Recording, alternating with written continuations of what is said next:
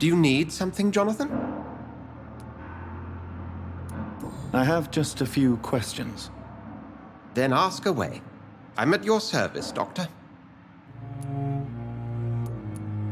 You mentioned something about a secret society. A brotherhood, if I recall. Could you elaborate? Certainly. I've been a member of the Brotherhood of St. Paul's Stole for several years. We are pledged to monitor and report vampire activity in England as impartial scientific observers.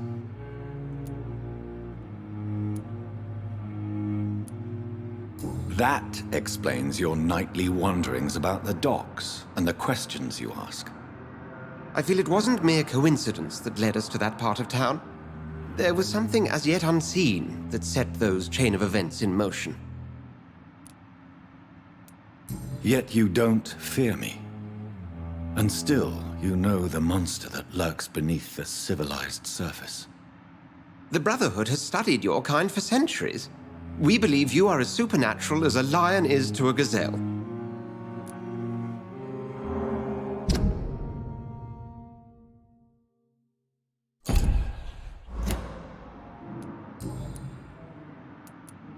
Since you seem quite the expert on vampires, what could you tell me about my condition and how it came about?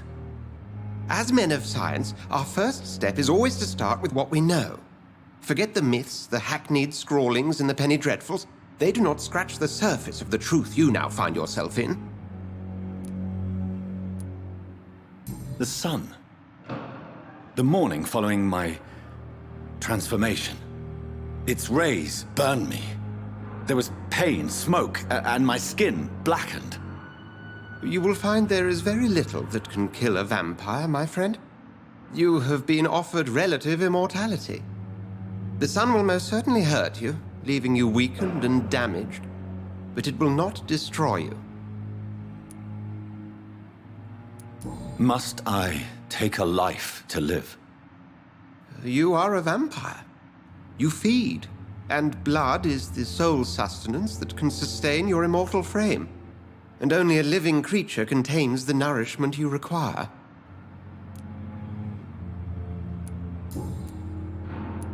Since I'm the one working for you, what should I know about Pembroke Hospital? Well, for many years, we have been the only medical facility in this part of town that people can rely on. We support the community here, as well as provide health care. Where do we stand today? Oh, to be honest, we cope on a day-to-day basis. The first wave of the Spanish flu last summer took us by surprise. We lack many of the basic necessities needed. What do you expect of me? What we need is hope. You were a soldier. This is a war. This white coat's still a uniform. We fight to help the poor, the sick of the East End, the forgotten. The man we pursued and slew in the canning factory, William Bishop, I believe, was he a vampire? He was a Skald, technically speaking. The debate rages as to their classification. Some think them a subspecies of vampire, others something else. Just for clarity, what differences are there between myself and a Skald? A Skald is easier to eliminate, Jonathan, even if they remain formidable foes for the unprepared. Vampires... Now, vampires exist beyond the mortal realm. How do Skalds come into existence? The name means slave. The etymology may indicate that they are a lesser species of vampire. From what I know, vampires tend to despise them.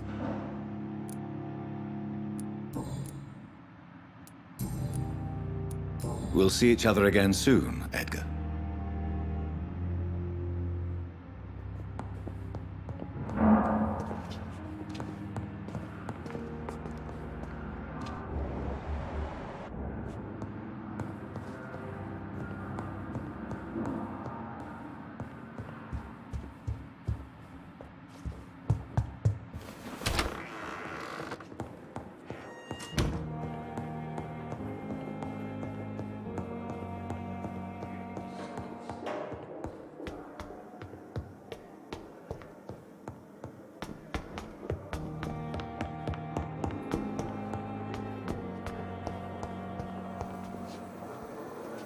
Good evening, miss. I'm Dr. Reid, the new surgeon at the Pembroke Hospital. And who are you? Your name has no meaning to me, mortal. You're nothing but dust blown by the winds of eternity. I beg your pardon? What are you begging for, mortal? My clemency? Well, tonight maybe I'm inclined to mercy. You'll never forget the night you met Thelma Howcroft. You keep calling me mortal. Why is that? And if I'm mortal, what are you? Well, Dr. Reid, if you must know, I'm a vampire.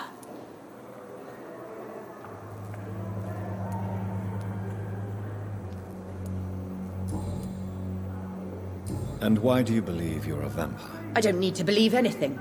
It is what I am. It is what I feel within this hollow shell of flesh. Please, describe to me how you feel. What is it like to be a vampire? I can hear my body crumble from the inside as my flesh cracks and fades. I sense the last pulse of postulant blood within my drying veins. I need new blood. I see. Have you ever heard of Cotard syndrome, Miss Howcroft? Never. It's a mental illness discovered by a French neurologist named Jules Cotard. The affected patients are delusional. They believe that they are putrefying, that they are dead, a ghost or a ghoul, or in your case, a vampire. Delusional, you say? Oh, sad and petty mortal.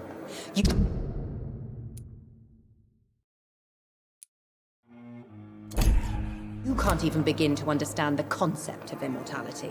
And you think it is I who am delusional. I'm assuming you must be a patient here. Am I right, Miss Howcroft? It's only a cover. To hide from my enemies. I can leave whenever I want. As a woman, a spirit, fog, or bat.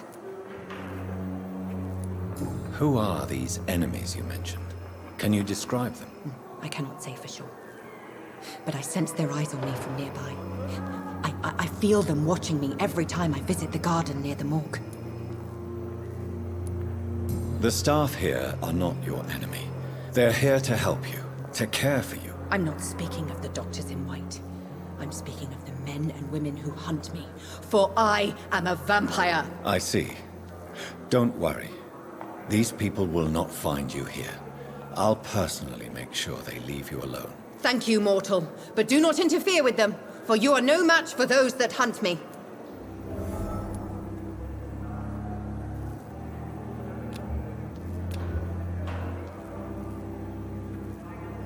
Do you require my services, Miss Howcroft? I have no need for your medicine, Dr. Reid. Blood is the only drug I need.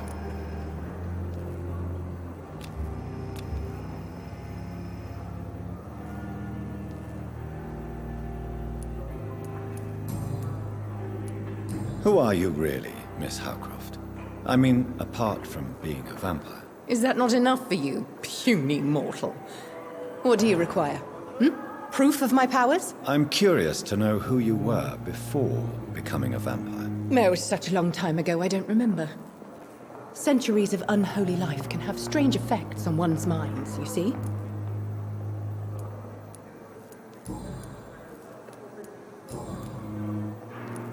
I'm assuming you must be a patient here. It's only a cover.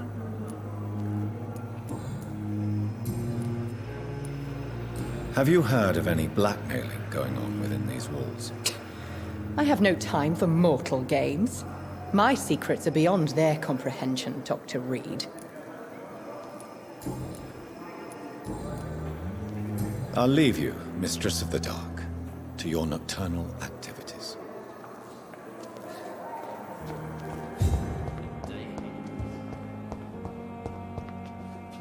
It's locked. It's locked, all right.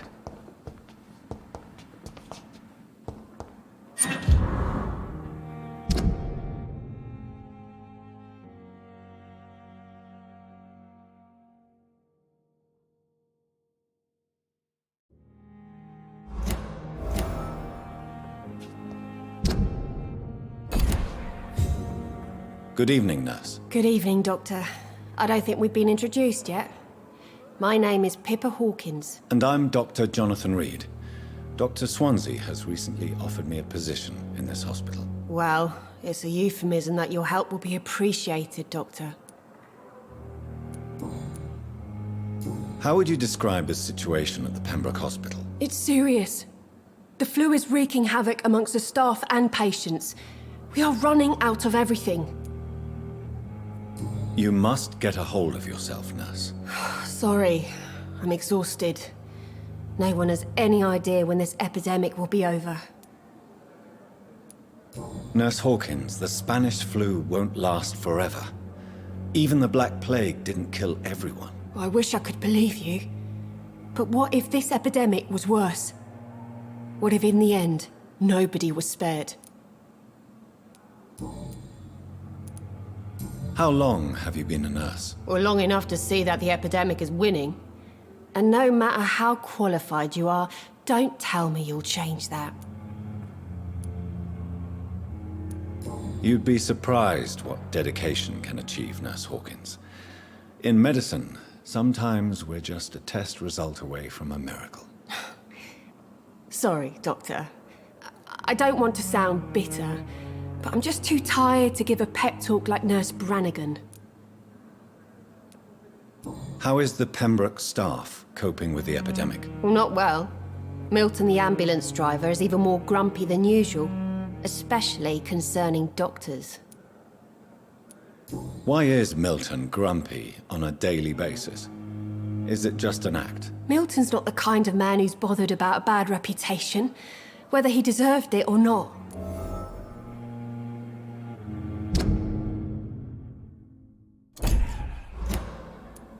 Why does Milton dislike doctors? I don't know. Just ask him. But be warned, Milton is not the chatty type.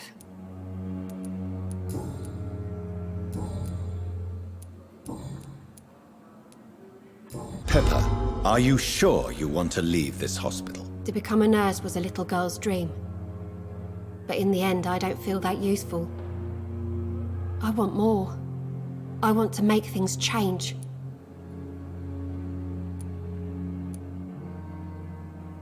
You should be proud of what you've achieved.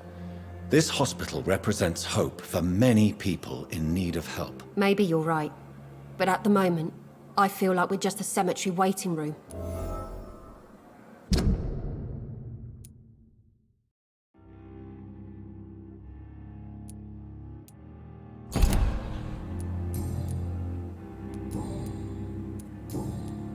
Goodbye, Nurse Hawkins.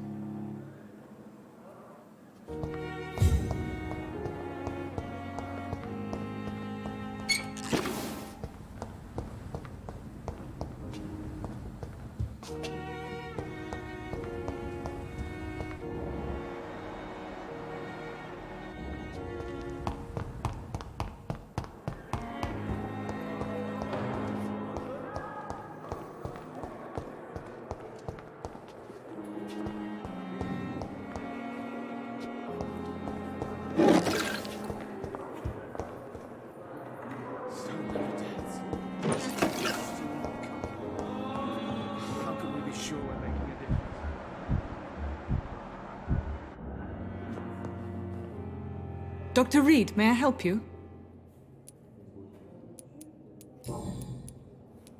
For how long have you been working here, Nurse Crane? I first volunteered at the Pembroke in 1911, a few months after Dr. Swansea was appointed. And before you arrived here? If you must know, this was my first job.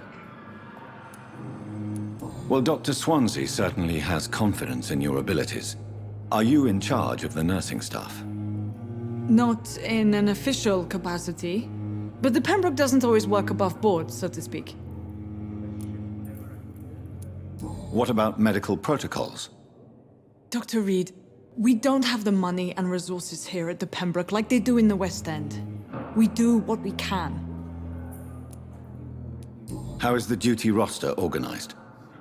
Everybody works until they can't. If there's time, they'll eat a meal and shed a silent tear.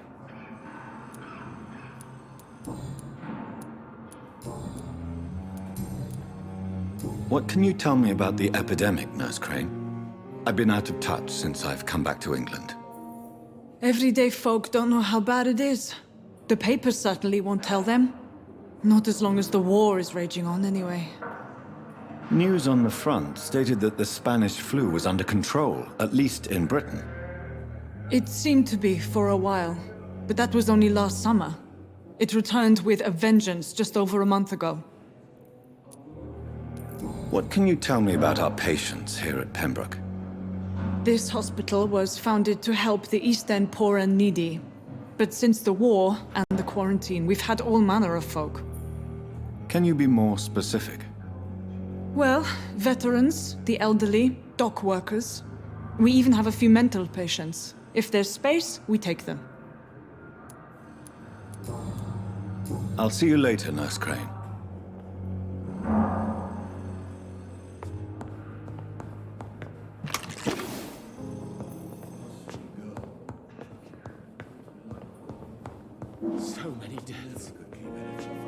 Good evening, sir. I'm Dr. Reid.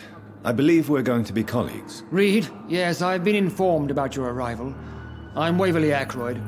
Welcome aboard, I suppose. Does my arrival inconvenience you in some way, Dr. Ackroyd? Let us just say that I don't particularly share Dr. Swansea's enthusiasm for hiring you. What we need here are reliable professionals, not overrated dabblers. Have you heard about any blackmail going on in this hospital? Blackmail? Nonsense. If you have a problem with me, Dr. Ackroyd, please feel free to tell me. Dr. Swansea has imposed your presence on this hospital without asking anyone's advice. The benefit of his position. But I don't agree with it. I know we've never met before, but I believe this hospital could use all the help it can get. You will agree with that, I'm sure. Oh, but I have heard about you, Dr. Reid. Of course, you can't say the same about me, since I have not wasted my time courting the press. Aren't you too old for such jealousy? It really won't do you any good, you know. Don't be ridiculous, Dr. Reid. A simple glance is enough for me to know you have nothing for me to envy. Since your tenure in this hospital is longer than mine, perhaps you can tell me more about this place. Let's just say I'm tired of the carelessness around me. I have always respected the skills of Dr. Swansea, but over time his enthusiasm has become displaced. Carelessness? Exactly what are you talking about? We're here to save lives. The people who trust us are not volunteering for experimentation. They're here to be healed. I don't intend to run any radical experiments, Doctor. Even if I, as any good practitioner should, express an interest in pushing the boundaries of medical research. Modern medical methods were created through audacity and ego. But there are rules in our line of work, and they're here to protect our patients.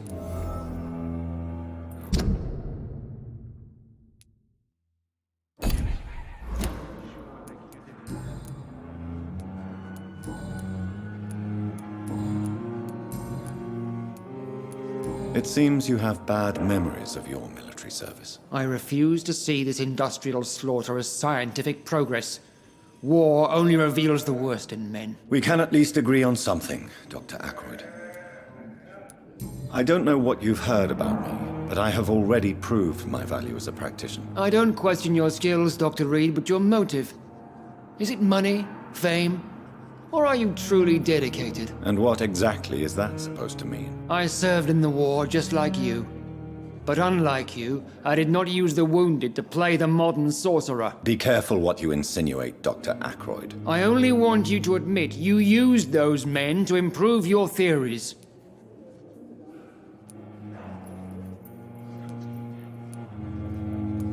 This is ridiculous. My blood transfusion technique saved many lives, and you know it. You see? That is exactly what I hate about people like you. You avoid this kind of accusation instead of facing reality.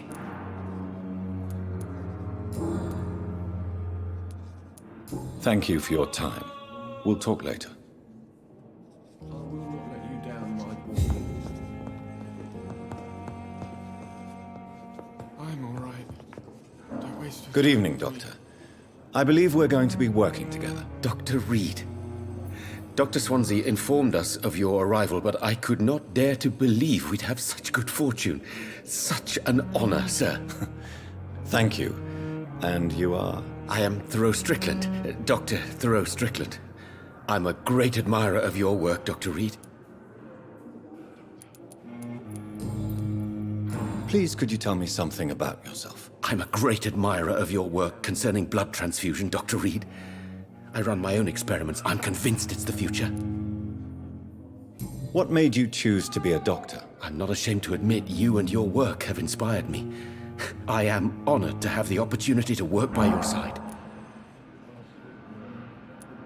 I'll give you some advice, but understand that nothing beats practical experience, which can be exhausting and solitary work. Of course, sir. And don't worry, I will never allow myself to be a burden, neither to you nor this hospital. I based my technique on my mentor's research. He helped me perfect my method. What is yours? I'd rather not talk about it. For now, it's just theories and first approach.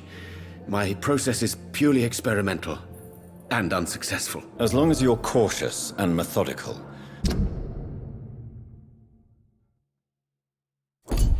You may remain empty-handed, but you won't fail. You're not the first one to warn me, but I am convinced knowledge is the main weapon against the ravages of this epidemic. What can you tell me about the Pembroke? Well, it has always been an honor to work with Dr. Swansea. But with your arrival, I can't think of a better opportunity to learn about blood transfusion. Do you need help with anything in particular? Well, yes, maybe.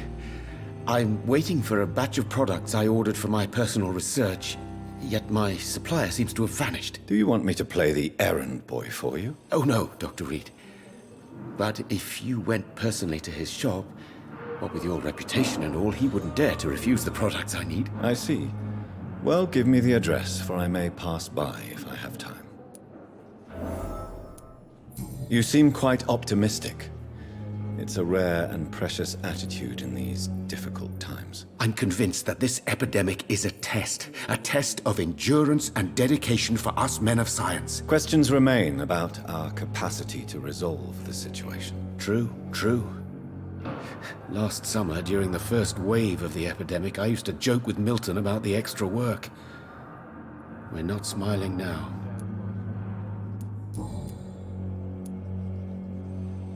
What do you think of Dr. Ackroyd's aversion to modern medical methods? It's a shame he's so narrow-minded. Dr. Swansea taught me that science is about exploring uncharted territory. I'm convinced that's true. With the influenza and all that's going on, you should put your differences aside, don't you think? Why is it so difficult to work together? I believe that if Dr. Ackroyd had been the one to discover the transfusion process, he would be the first to recommend its use. So you believe it's just a question of jealousy and pride? Dr. Ackroyd is as proud as he is blinded by his obsolete concept of medical science.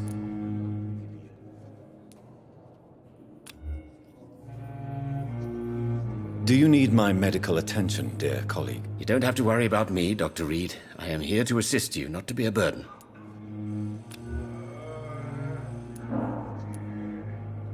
Have you heard any talk of blackmail going on in the hospital? If you're running some official inquiry, you had better question the patients. They know more than the staff, especially old Miss Jones.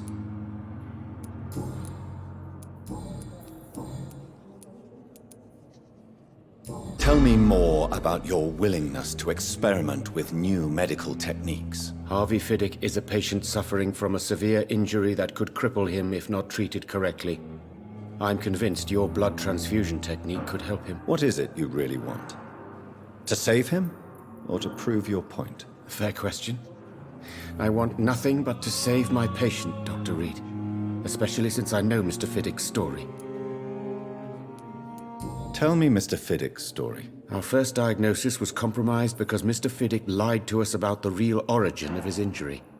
He first claimed it was an accident. But why would he hide such crucial information from us? Because he is a proud father, ashamed of putting his children at risk because of his own negligence. This personal involvement could also appear to be a lack of impartiality. You must know that a good surgeon must remain neutral. I agree. But that does not excuse Dr. Ackroyd's behavior. A man who did not even take time to converse with his patient. Do you think keeping his distance was a mistake? All I know is that I'm taking care of human beings with desires, hopes, and fears. Not some biological machine comprised of blood, bones, and flesh. Tell me, Thoreau, what's the real cause of your dislike for Dr. Ackroyd? He refuses to admit that your blood transfusion technique is the only way to save Mr. Fiddick. I'm convinced we must use it. What Dr. Ackroyd really said is that you lack the skill to perform this operation efficiently. Is there anything you have to say about this? It's a false conceit. Dr. Ackroyd secretly envies your reputation. His jealousy blinds him. I'm not the real target here.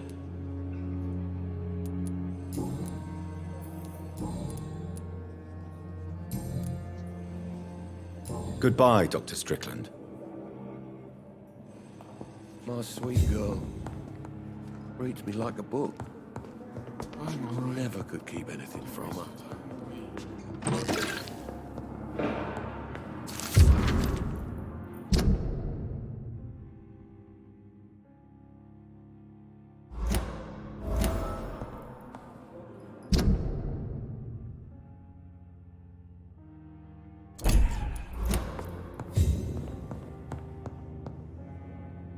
Good evening, sir.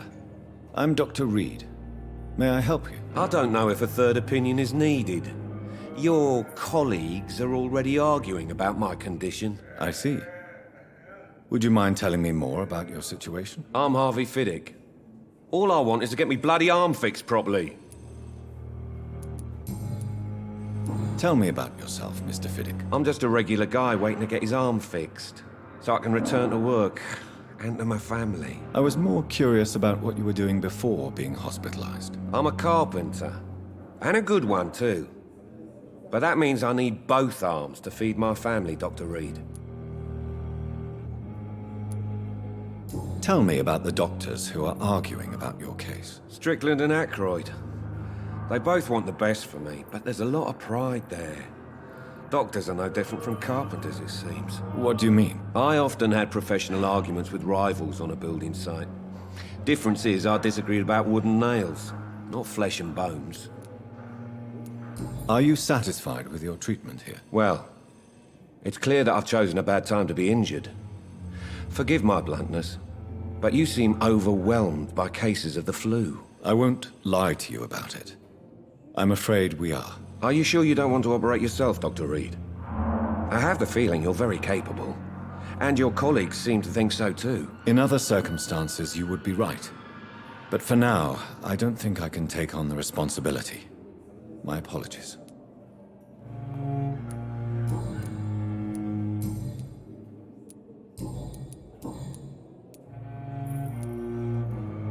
Tell me about your injury, Harvey.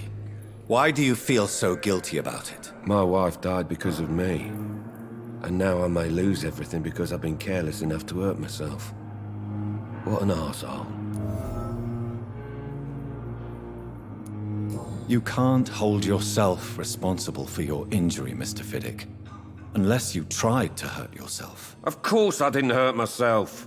But I can't work until my arm is fixed. My children need to eat, Doctor. How could your job be responsible for your wife's death? I was working a double. She went out to bring me a hot meal and got caught in a German bomb raid. You seem worried about the safety of your family. And it's obviously the reason why your wound troubles you so much. I cannot give up on my children now. They both need me living. What about their mother, if I may ask? She died in 1915 during one of the first Zeppelin raids. We never found her body.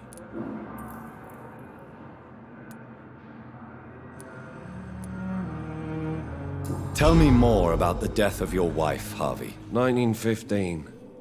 I was in the army, building workshops for the Royal Flying Corps. Helen was happy I wasn't sent to the front. What happened? The Germans sent Zeppelins to bomb the construction site, but they missed their target. My wife was bringing my dinner when the bombs fell.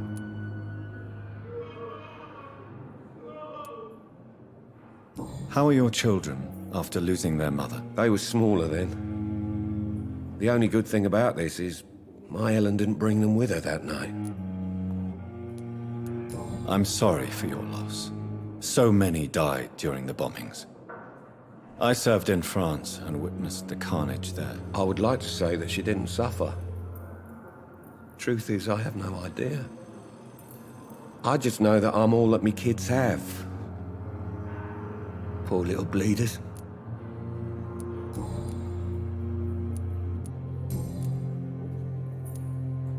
Have you heard talk of any blackmail here at the hospital? No, nothing. Goodbye for now, Mr. Fiddick. I'll see you later. My sweet girl. Reads me like a book. I'll never get anything from her.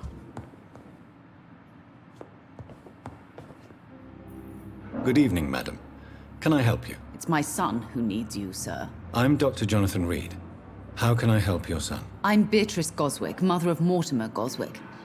Could you check on him, please, Dr. Reid? I've heard much of your talents as a physician.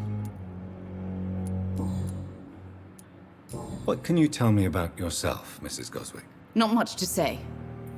Just take care of my Mortimer and I'll cover all the expenses. That's all that matters. Are you really that rich?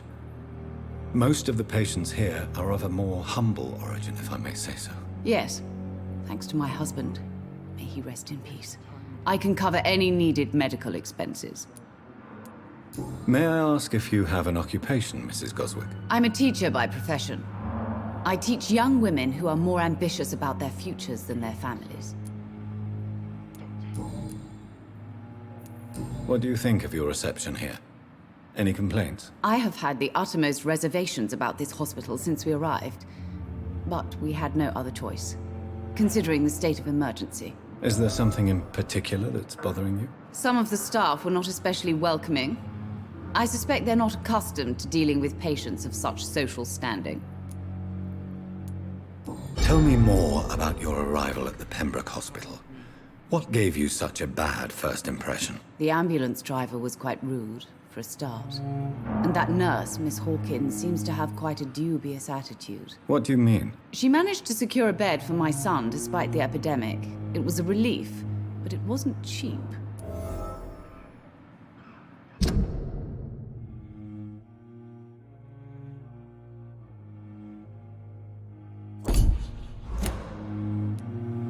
She charged you for a bed? Yes, and I paid without question, considering the urgency of the situation.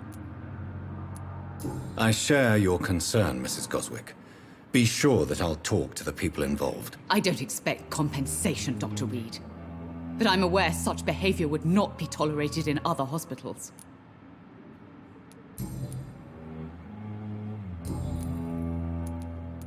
Have you heard rumors of blackmail going on in this hospital? Dr. Reid, are you trying to take advantage of me? Of course not, Mrs. Goswick.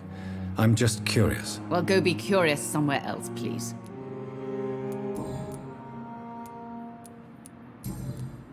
Goodbye, Mrs. Goswick.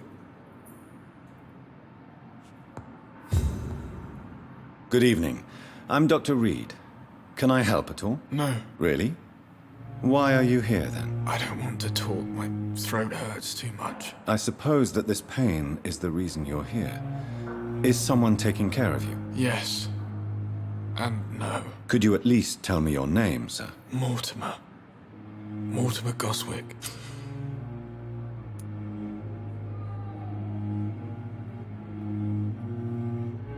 Do you need any help?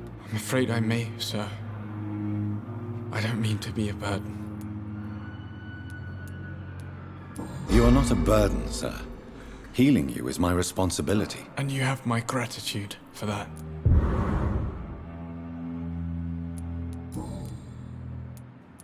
Tell me about yourself, Mr. Goswick. I don't want to talk, Doctor.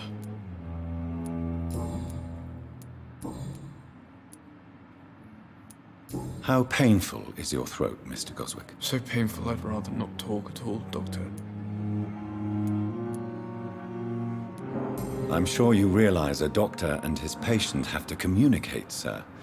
Would it help if I gave you some paper and a pen? Not really. I see. Then maybe it's not just your throat that hurts, Mr. Goswick.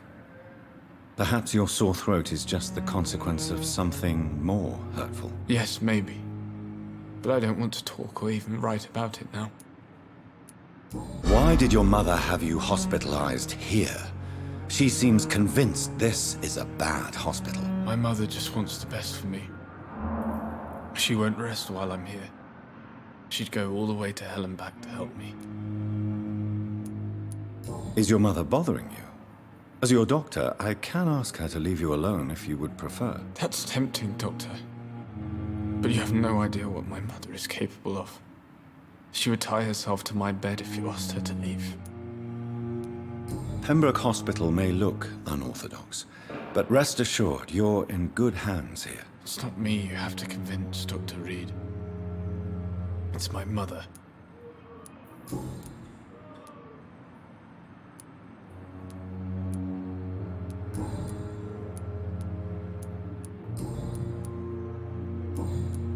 I have to go now, sir.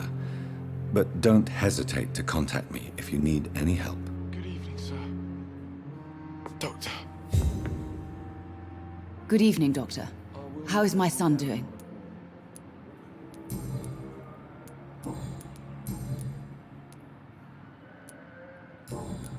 Goodbye, Mrs. Goswick.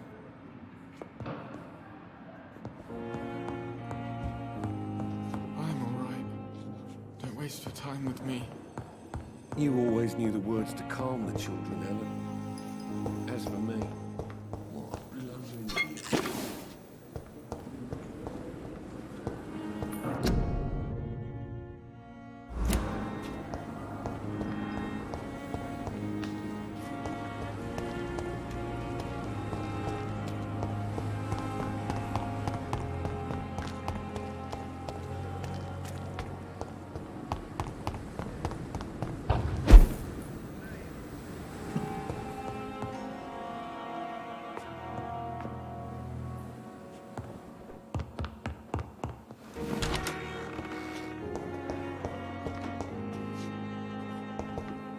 It's locked, all right.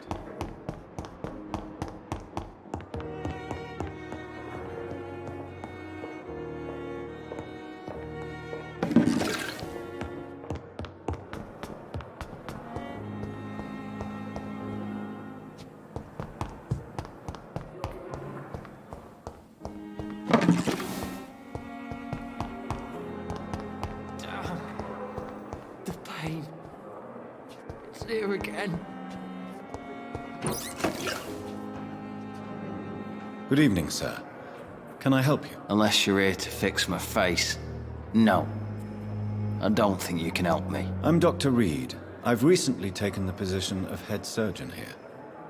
War injuries, am I right? You guessed right, Doctor.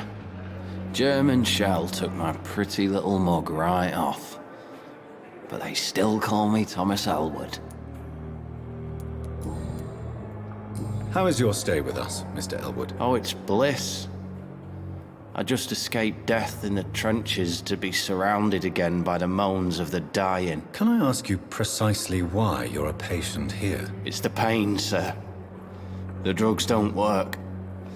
It just hurts under the scars, if you get my drift. Can I do anything for your pain? Nurses gave me a bunch of pills. No effect.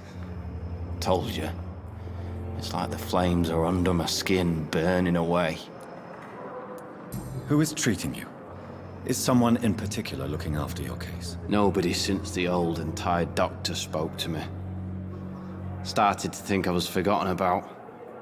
Wouldn't blame you. You don't seem worried by that. My face hurts so much more when I smile or cry. I've learned it's easier not to speak. But be assured I'm smiling inside. Why do you feel responsible for the injury, Thomas? What really happened? I wasn't disfigured by any German shells. It happened during my leave. It was an accident. Tell me what really happened then. I went with a whore in Rouen. Dead drunk I was. The hotel was a shithole. There was a fire that night. Did you start the fire? Were you trying to avoid going back to the front? That's not uncommon, you know. No. It's just that I was asleep when the flames reached the room. The girl was long gone. Bitch never woke me up. Left me to burn. Why lie about it? Come on. It's one thing to come back disfigured by the Germans, and it's another to get injured in an accident that could have happened to anybody.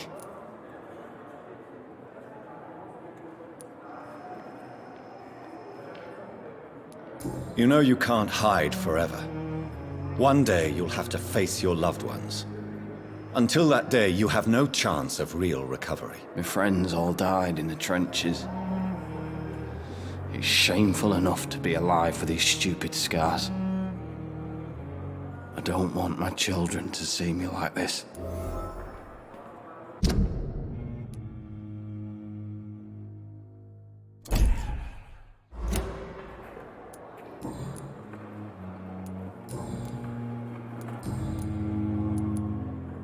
How close are you to Miss Horcroft?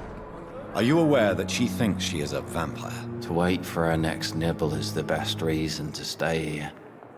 Every time she approaches my bed, she treats me like something tasty. A normal person. Aren't you afraid? She may hurt you if the game goes too far. She's quite harmless, I can assure you. Her head's broken inside is all. While I'm busted on the outside. But she's still beautiful.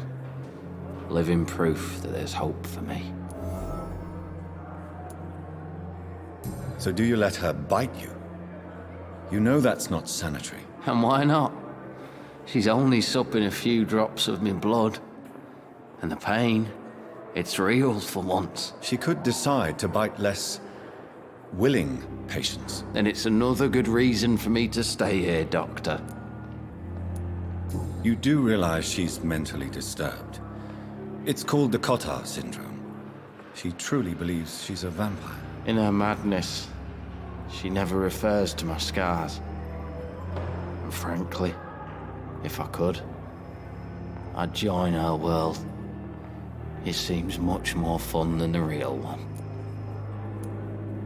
Soldier, do you need assistance? I'm fine. Just do something for this pain, will you? That's all I'm asking.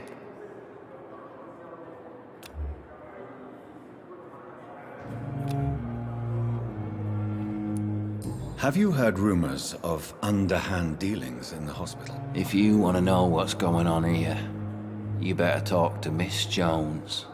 She knows everything. Especially what she shouldn't.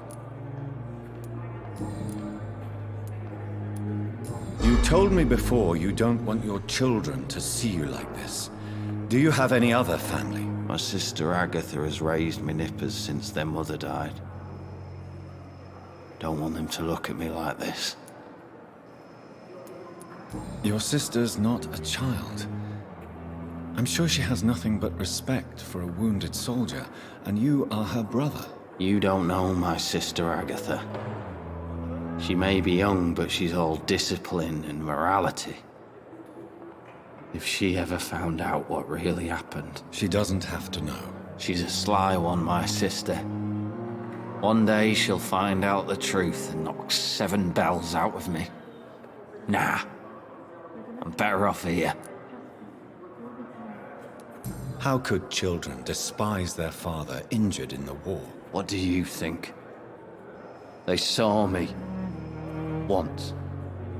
My poor angels left the room crying. They keep on having nightmares every week, my sister told me. Where were you stationed, sir?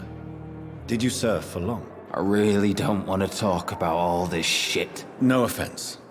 I was pushing too much. I served in France myself.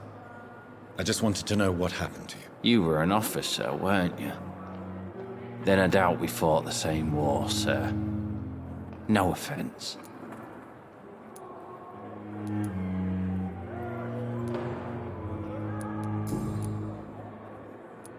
Goodbye for now, Mr. Elwood. Fear and disgust on every street corner. The daily routine.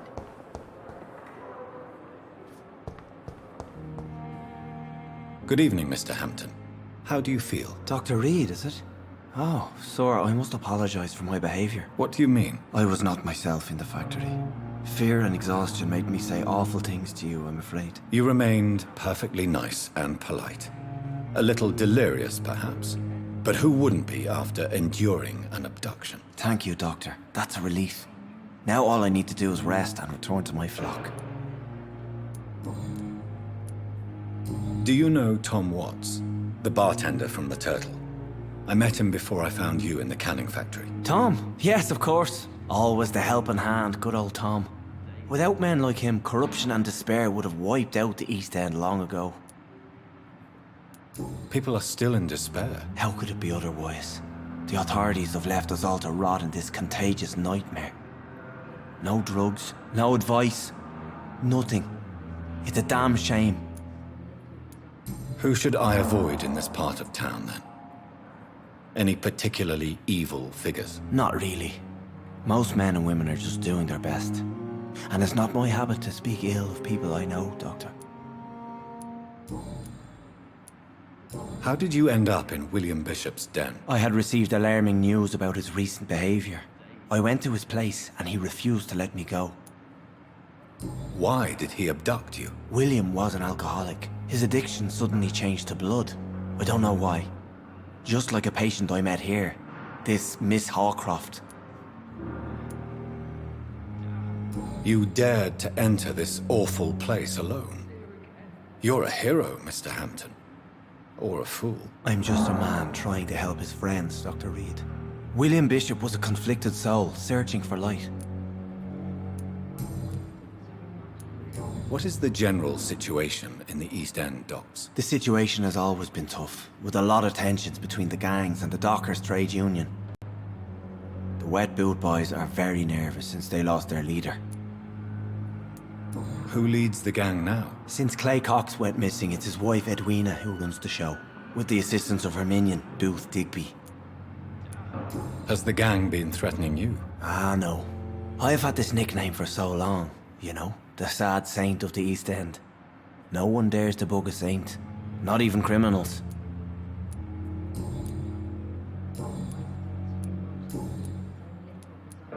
How do you feel, Mr. Hampton? Medically speaking, I mean. I feel exhausted. Beyond exhaustion, actually. William drank so much of my blood in his madness. I feel empty. You're in good hands here. Dr. Swansea is well versed in blood transfusion, and I'm sure he'll take the best care of you. Thank you, sir. I believe all I need is rest, and then I can go back to the people who need me. What do you do for a living, Mr. Hampton? I can't help but notice the cross around your neck. I manage a night asylum for the poor and homeless of the docks, and I try to guide the lost and hesitant on the right path to our Lord. Are you a priest, Mr. Hampton? A deacon, maybe? Not at all, Doctor. I'm just a man of faith willing to preach the good word. Why didn't you use your cross against William Bishop?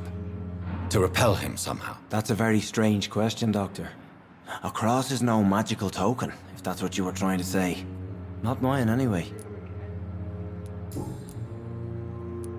Have you made friends since you arrived? Not really, but I recognize Miss Harriet Jones. I knew her when she lived by the docks. That poor woman had such a miserable life. You never came to see her here at Pembroke? Receiving visits when sick can be an important part of the healing process, you know. We're not just bodies. You're preaching to the converted now, Doctor. To be truly honest, I thought she was dead. She left the docks many months ago.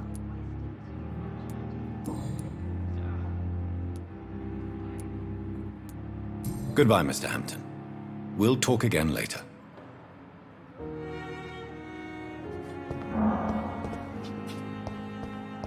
I wonder why the Goswicks came here in the first place. Good evening, Nurse Hawkins. Good evening, Dr. Reid.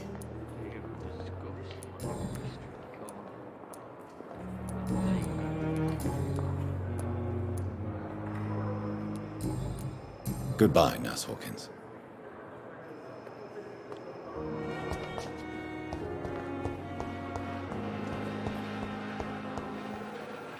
Good evening, Miss Howcroft. How are you tonight? I need blood, Doctor. Warm, rich, vibrant blood. Tell me, Thelma, why do you feel so attached to Mr. Elwood? Why him? I'm not sure, Doctor. I think we have a bond of some sort. We've both suffered so much. He's the only mortal I find interesting.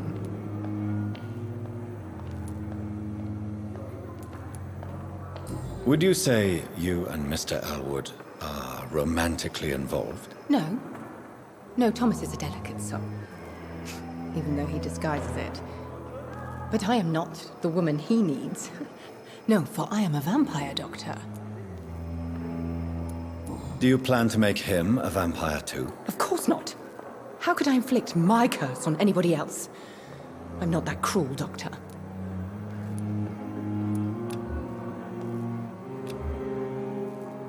Do you require my services, Miss Howcroft? I have no need for your medicine, Dr. Reid. Blood is the only drug I need. I'll leave you, Mistress of the Dark, to your nocturnal activities.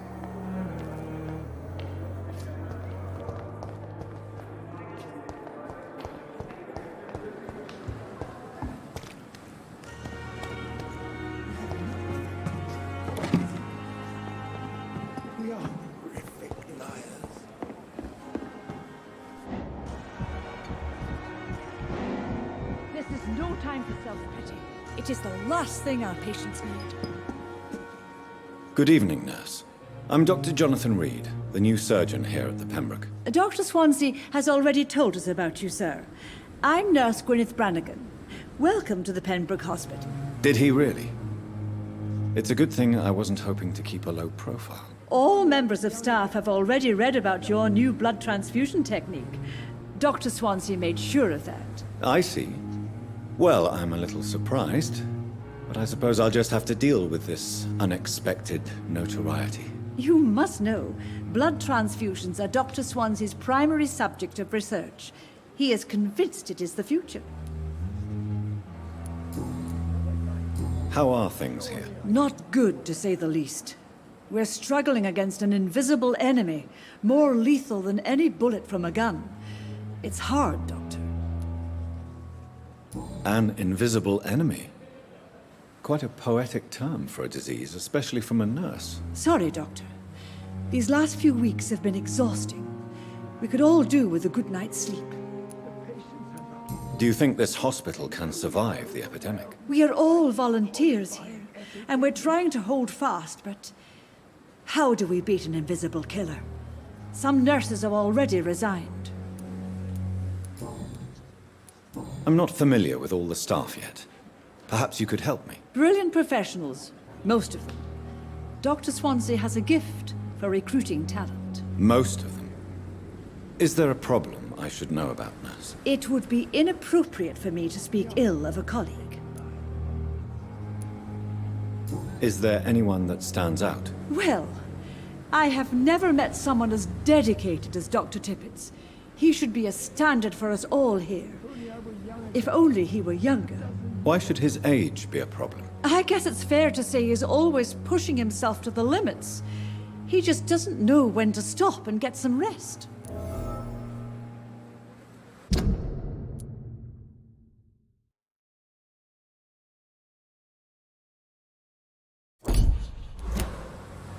Nurse Brannigan, if you do know something, please tell me. Anything you say will be held in confidence. No.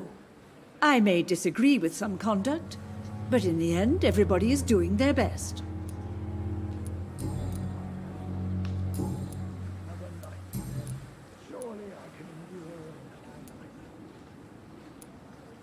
Why does Dr. Tippett claim you're the main reason he keeps working, despite his fatigue? If it wasn't for him, I probably would have left the Pembroke years ago. Dr. Tippets does not think of you as just a nurse anymore, does he? If you're suggesting he's not taking my gender into consideration when it comes to medical practice and knowledge, I really hope he doesn't. Tell me what Dr. Tippets did. I know his mistake caused a patient's death. If I had not covered up his error, Dr. Tippets would have been fired from this hospital. I could not let that happen. You can't allow your emotions to dictate your conduct concerning patients, Nurse Brannigan. Look around you, Dr. Reid. Do you really think we can afford to lose a brilliant practitioner like Dr. Tippets in our situation?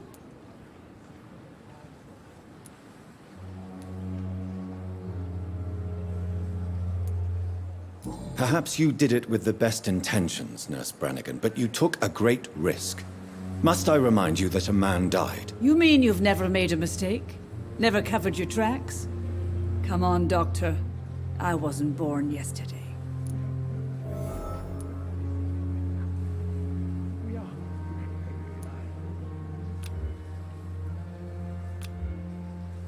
Do you require medical assistance, nurse? Thank you for your concern, but I'm fine.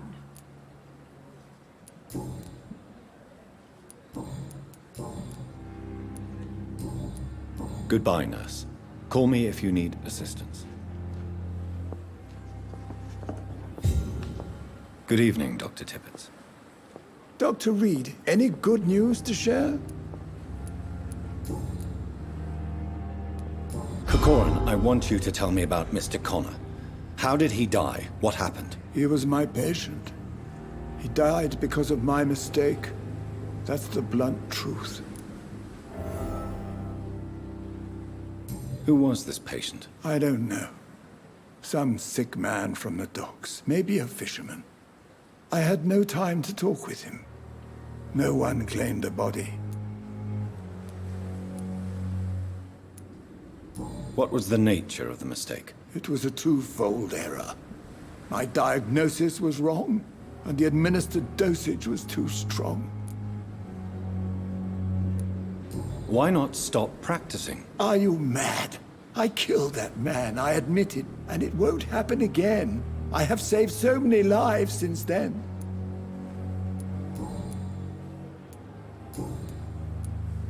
Have you heard of any underhand dealings going on in this hospital?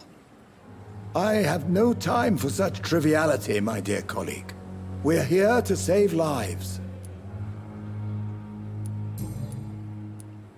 You're exhausting yourself, Corcoran. Maybe you should think about preserving your strength. No, we must keep on healing all those poor souls. We are the last rampart before chaos. Once more, unto the breach. Nurse Brannigan is worried about you, Doctor. She should not have told you that. I will have a word with her. You don't have to blame her for her honesty. I'm not that kind of man, my dear Jonathan. Actually, Nurse Brannigan's opinion is the only one I may listen to.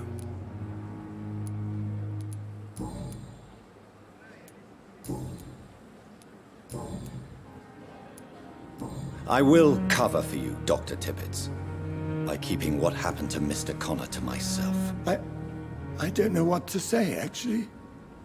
I can't exactly force you to become my accomplice. You didn't force me. This is my decision to make. I believe you're still of use to the hospital, considering the situation. Then I can make you this promise. As soon as the epidemic is eradicated, I will resign.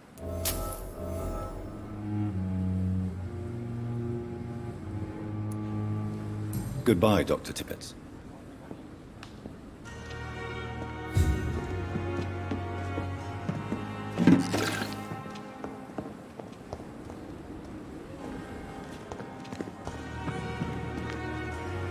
Good evening, sir. I'm Dr. Jonathan Reid. I'm new here. I've already heard about you, Dr. Reid. I'm Milton Hooks, the ambulance driver for this shithole of a hospital. That's quite a blunt introduction, Mr. Hooks. You can call me Milton. I like to speak my mind, Dr. Reid. Perk of the job.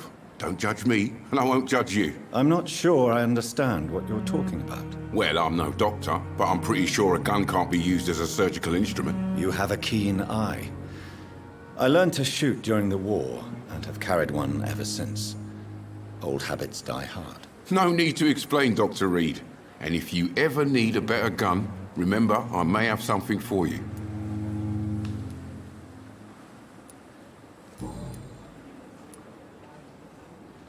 Do you know that Nurse Hawkins is thinking of leaving the hospital? That's not a surprise. We've talked about it already. Does it not bother you? Sometimes I think she may be right. We should run away while we can. Question is, where can we go? Where is it safe?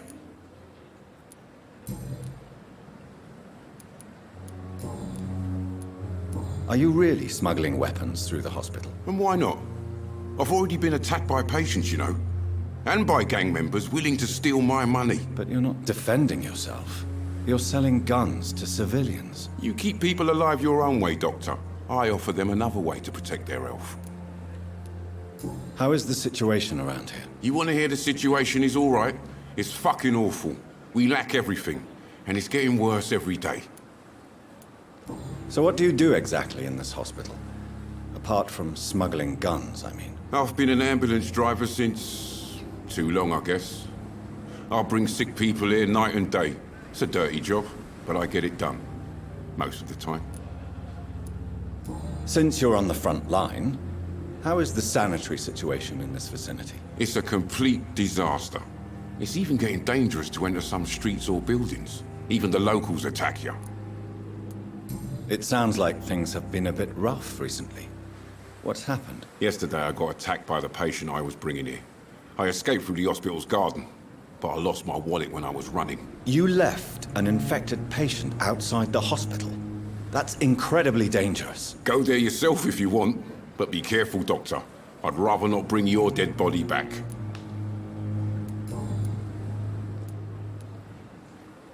Why do you have such a mediocre reputation among your colleagues, Milton? Fuck them. Nobody knows the horrors I've seen since working here. This city was sick long before the epidemic, Dr. Reid. I know it's a difficult task, but correct me if I'm wrong. Is this not the job you are paid to do? I've seen babies left to die while their brothers were properly fed. Underage girls and boys sold to all manner of perverts. I'm sorry, I don't know what to say. Yeah, exactly. We lack words. So excuse me if I don't look on the bright side of life.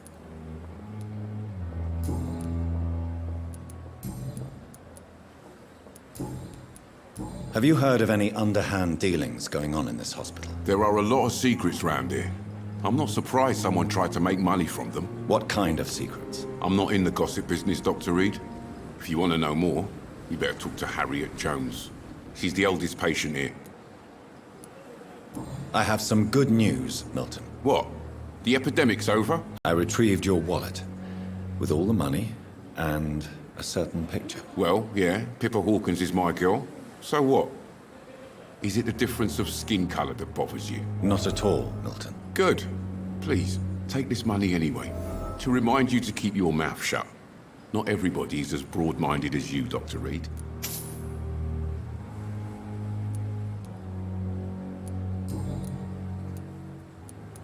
What's going on between you and Nurse Hawkins? Pippa's tired. Tired of all this shit. Tired of all those corpses piling up. She's as depressed as I am. During the war, I witnessed a few couples, just like you, come together in difficult circumstances. It can be very damaging.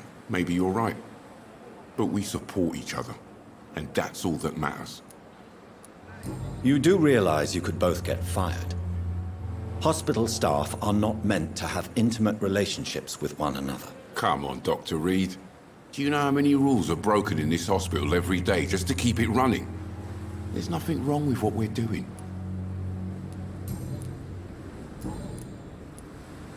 I'd like to see your goods. Wise choice, Dr. Reid.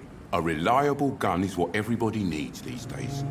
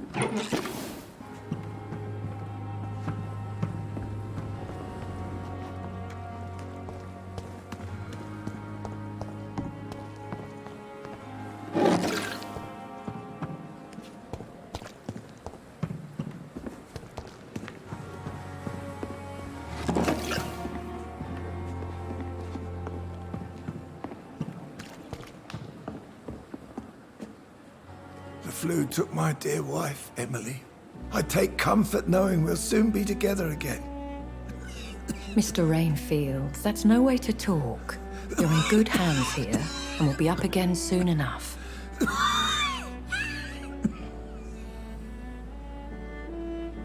Now do me a kindness and get some sleep. I'll be back round later. Your words are kind, the blessings of an angel. You're the sweet, sweet Lady of Mercy.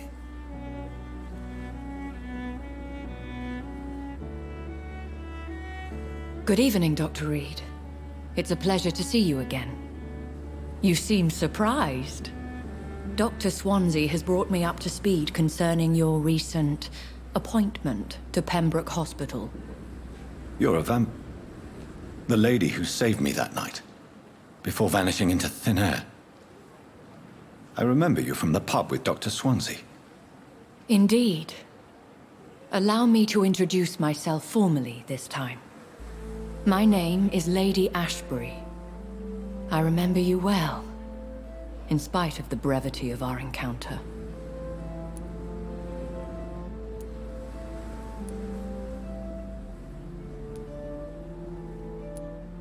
So it seems our Dr. Swansea does indeed have a fascination for creatures of our constitution. Dr. Swansea is a remarkable man. Dedicated, one might say, obstinate? He spent years compiling our bestiary. I hope you're more disposed to answer my questions now. You must have countless questions, but our rather urgent matter first. Swansea has explained. My cover, if you prefer, has been compromised.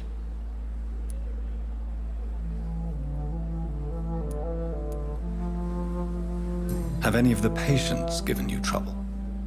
These poor souls have so little left to live for. I do my best to ease their pain.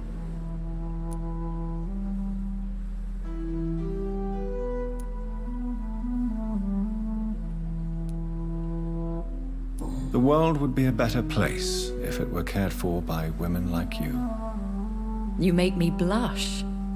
I am simply a necessary evil. Pardon my boldness, Your Ladyship, but I have questions concerning this condition we share.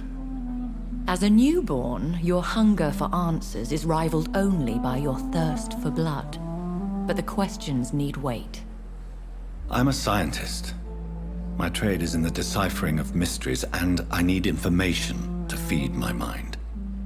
I will gladly answer every question you have, but first, prove yourself capable of resolving my predicament without eating the culprit. Dr. Swansea has commissioned me to be your agent in this matter. You could start by explaining what's amiss. These past insufferable weeks, I've been the victim of extortion. I've made a first payment, but the blackmailer grows greedy. I must refuse his most recent demands.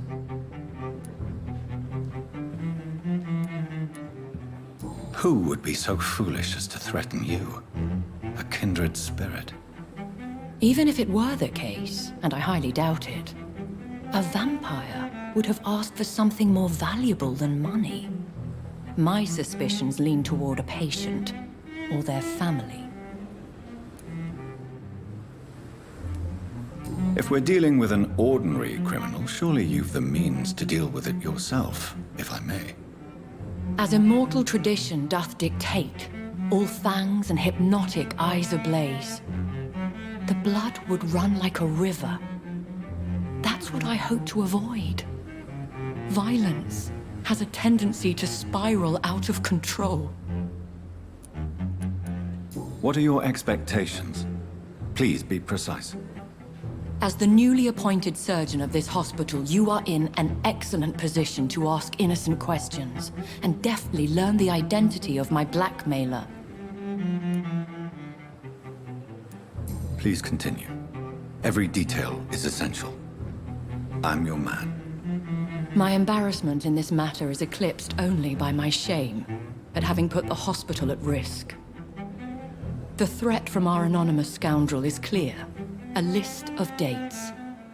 My visits coinciding with the dates of suspicious patient deaths due to massive blood loss.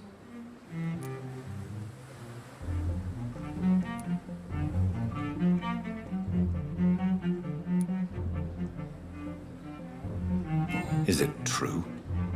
Now aren't you the blunt one?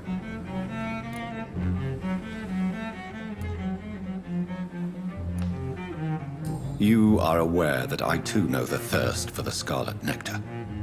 In all honesty, I'm not simply a patron to the hospital. My visits serve a dual purpose. Dr. Swansea has been treating my condition with a revolutionary technique of blood transfusion. It seems you are a specialist in the domain. I'll take care of it. Do you know where I should start? If that was the case, I'd settle the matter myself. You could talk to our local gossip, Harriet Jones. Not a pin drops here without her hearing about it. I'll meet that woman now. My life, as others know, is in your hands, Dr. Reid. I'm sure of your discretion, but I do fear your powers of persuasion will be put to the test. When this is resolved, I'll be your obligé. I'll answer all questions in regards of your condition.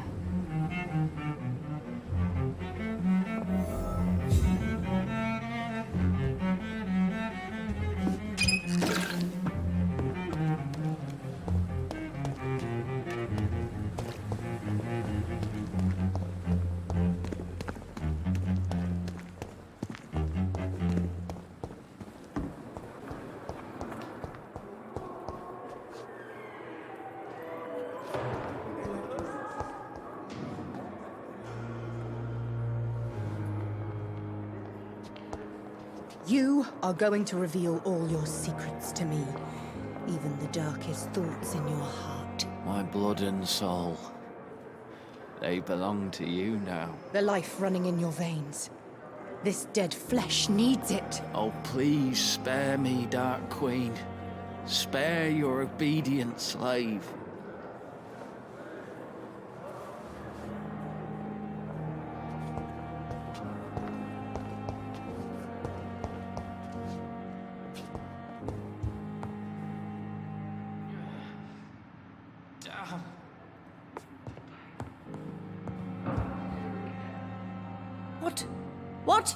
What is this?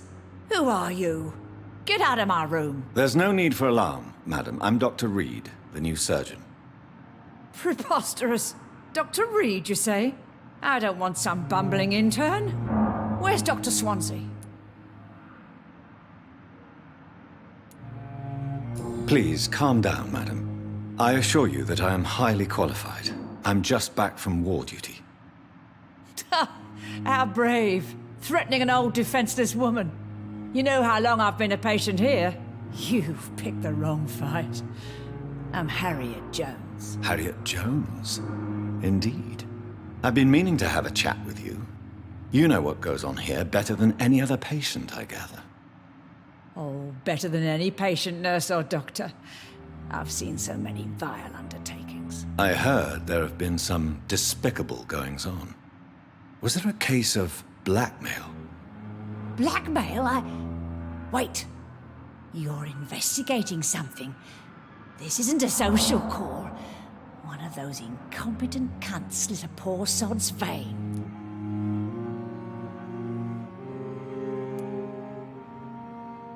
If I didn't know better, Miss Jones, I'd be inclined to say you enjoy this type of idle gossip. God's honest truth, Doctor. It's just the way it is here. Most of these bitches would let you freeze to death before getting you a blanket. You seem to know more about the goings-on here than anyone else. Beware, Miss Jones, in case suspicion should fall on you. That's it. Blame the old and infirm. I see those little bitches' greedy little eyes. Just waiting for me to pop off they are. I assure you, madam, this is not an investigation into a possible medical error. Debauchery, then? Nurses Crane, Hawkins, Brannigans, whores, all of them. They can't keep their legs shut. I've seen them scratching slutty sores. Really? Well, if you have irrefutable proof, I'll not have the staff behaving in such a manner here. This is your business, Doctor, not mine. But I swear one of the nurses is cavorting with some man on hospital hours. Thank you for your time, Miss Jones. You've given me something to go on. See you on the next round.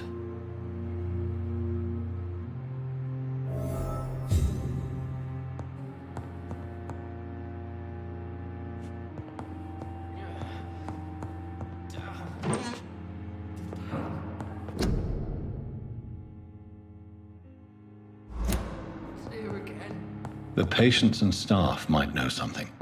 I'll start my investigation with them.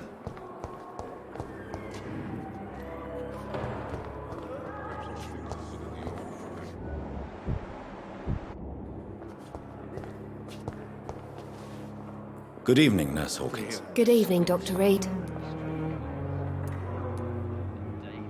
What can you tell me about the strange man visiting one of the nurses during her shift? Let me guess. You spoke with that old shrew, Harriet Jones. Do not pay attention to her, Doctor. She's full of fanciful tales. She could have been telling the truth about the mysterious man. That old witch will end up in hell soon enough. Who cares if a nurse finds some happiness where she can? No matter how you feel about her, Miss Jones deserves our help. Who says I don't care for her? Hate is what keeps that old crone alive.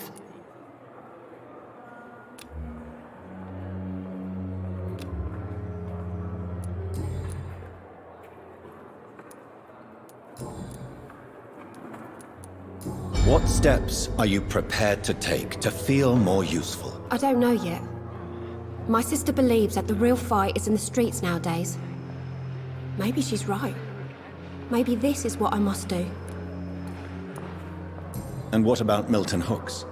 Does he share your point of view? For Milton, any change means more comfort and more peace. I disagree. If you feel that saving lives is not useful enough, perhaps it means that you've lost faith. On the contrary, my faith has never been stronger. Maybe we are all just too proud to face up to the fact that science cannot compete with God.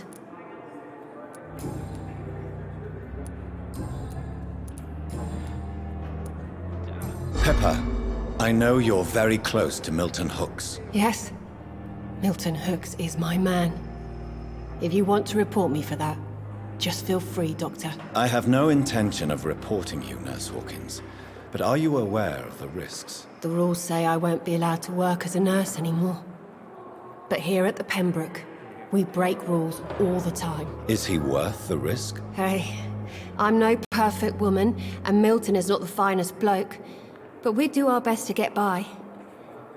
That's all any of us can hope for nowadays.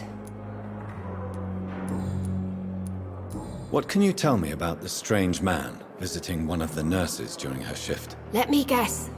You spoke with that old shrew, Harriet Jones. Goodbye, Nurse Hawkins. See you again.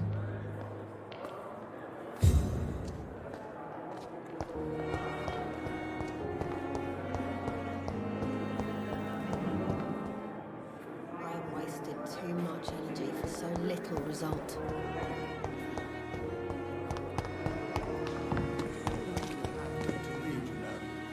I met him in New York once. If only there were more of us, with less resignation and more determination. Good evening, Nurse Brannigan. Good evening, Doctor. Do you know if any of the hospital staff have criminal backgrounds? The people who work here all come from very different backgrounds, Doctor. just like the patients.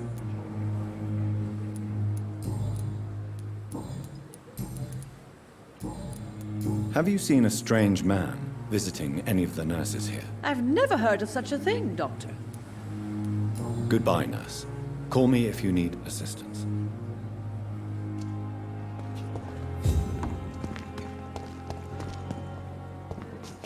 It's safer here than anywhere else in the East End.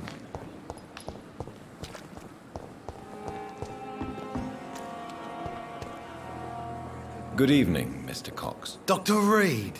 Still working at night, I see. I like that. And why is that? People who don't sleep at night always seem more alive to me. More interesting, one way or another.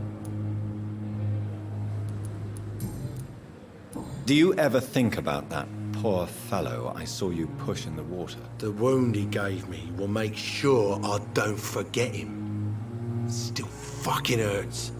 Boss had cut me good. That man was determined to murder you. You almost died. What a surprise. The first time I met him, he nearly shit himself. Fucking coward. I guess revenge gives you balls. What did he want? Revenge? I recently had to kill his brother. Poor arsehole thought it would be easy to return the favour. Only the strongest survive, then? Survival at all costs. Is that all you think about? I'm the toughest bastard you'll ever meet, Dr. Reid. And I don't give a fuck what you think of me.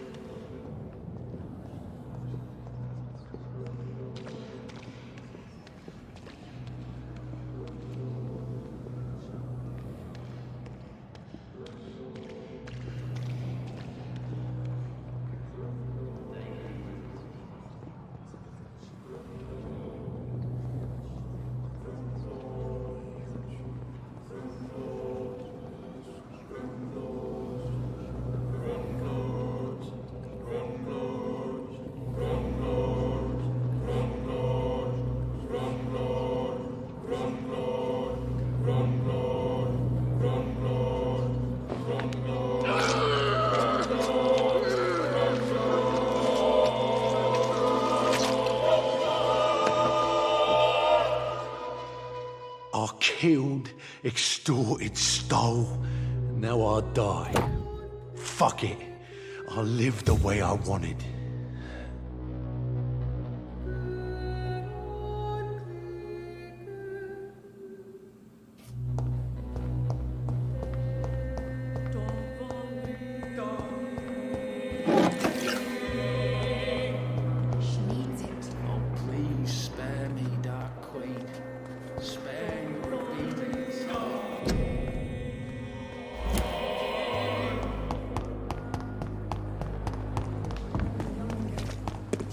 Years or so.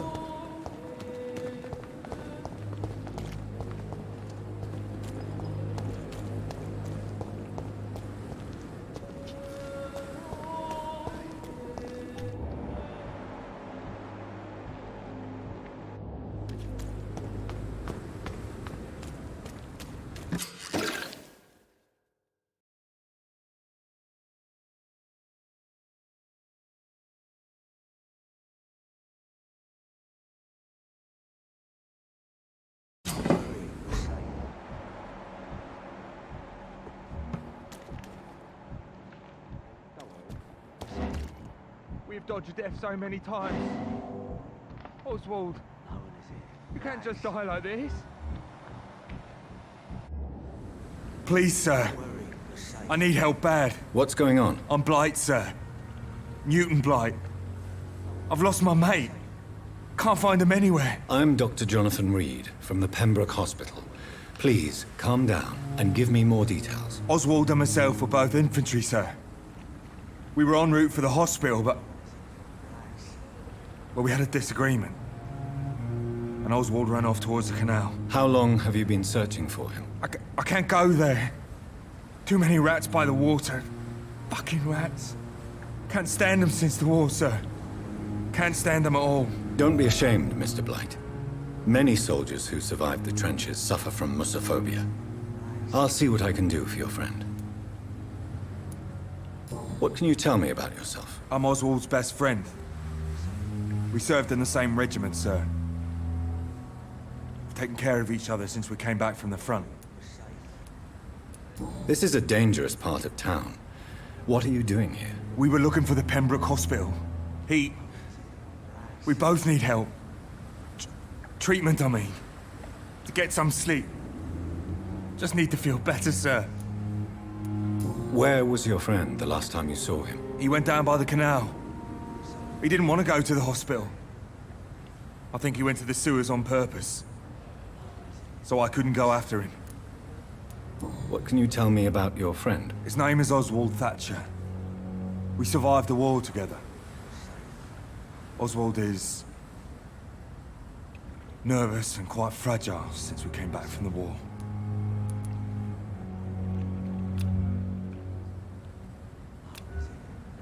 Do you need medical attention, sir? No thanks, sir. Unless you're able to get rid of every rat in London.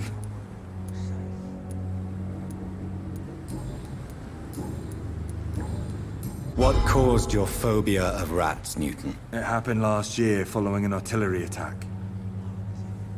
I was trapped for 2 days in a hole under 2 dead soldiers. And there were rats. Go on. They started eating me as soon as I dozed.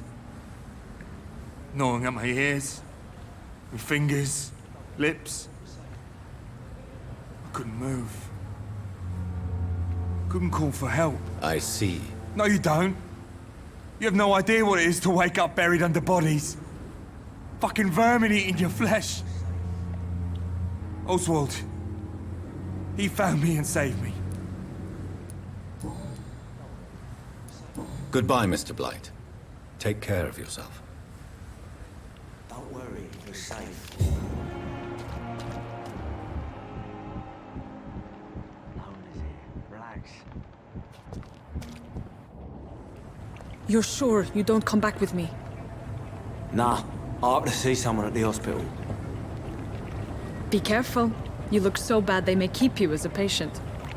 Fuck 'em. I don't like hospitals. Or doctors. Well then, when you go back to Whitechapel, you may find this useful. What is it? A pass for a free medical exam by the best nurse available. Just read it. I don't read well, but thank you, I guess.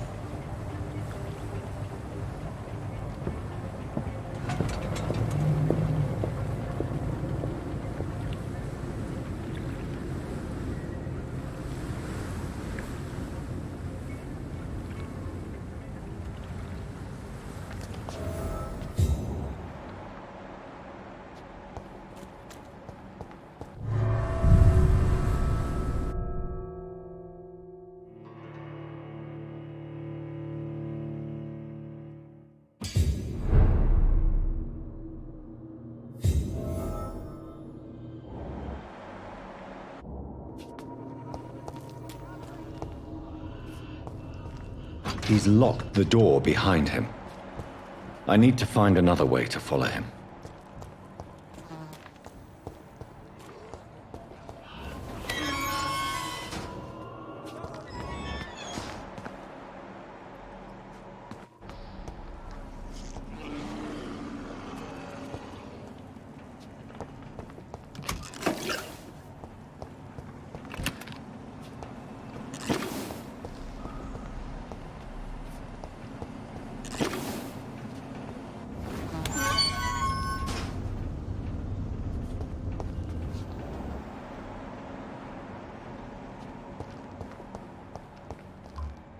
This man has been savagely attacked and dragged to the floor.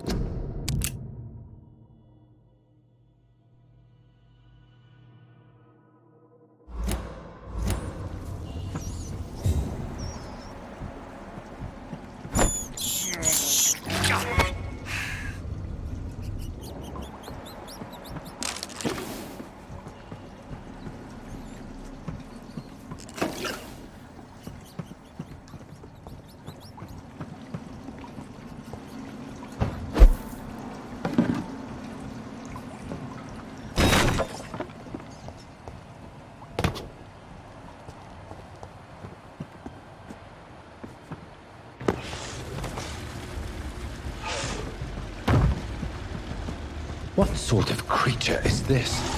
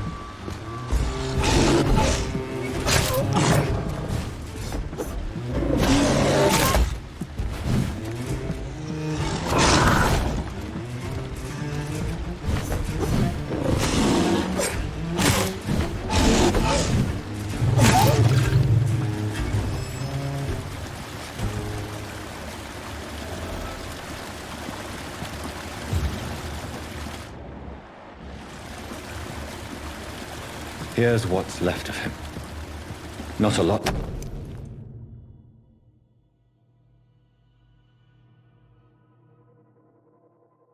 Some voucher for a free checkup in Whitechapel. What is Nurse Crane up to? I really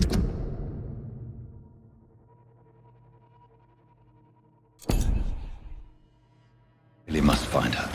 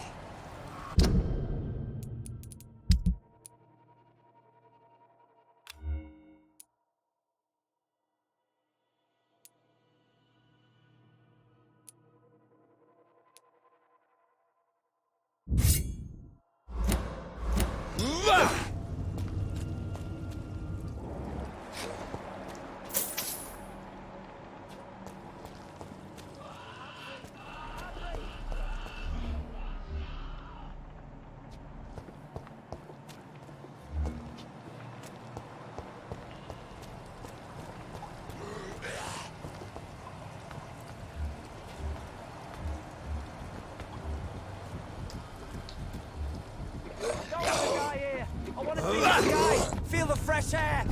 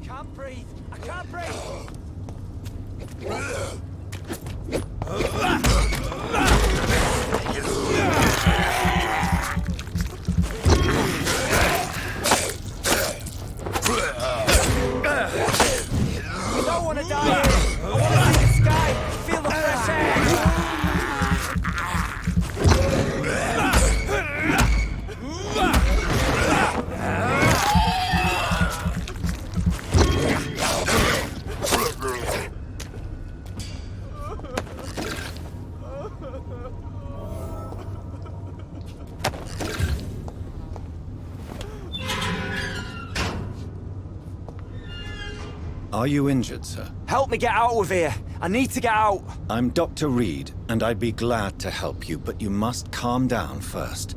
Please, take a deep breath and tell me your name. Okay. I'm Oswald Thatcher. Please, I need to get out. Mr. Thatcher, your friend Newton sent me to help you. Do you remember him? Yes, I do. Good. Now leave this place and enjoy the cool night air. It's quite invigorating. I'm sure you'll feel better if you do.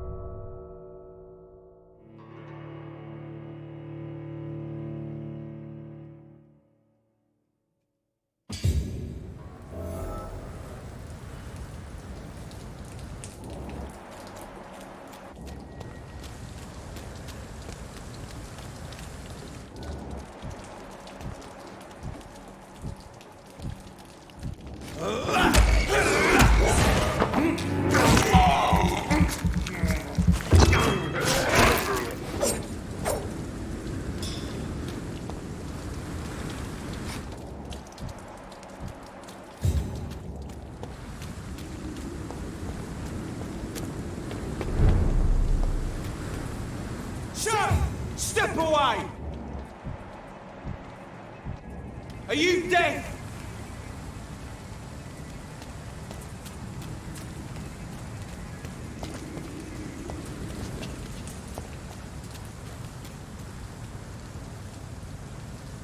Speak, it's an inch! Kill it!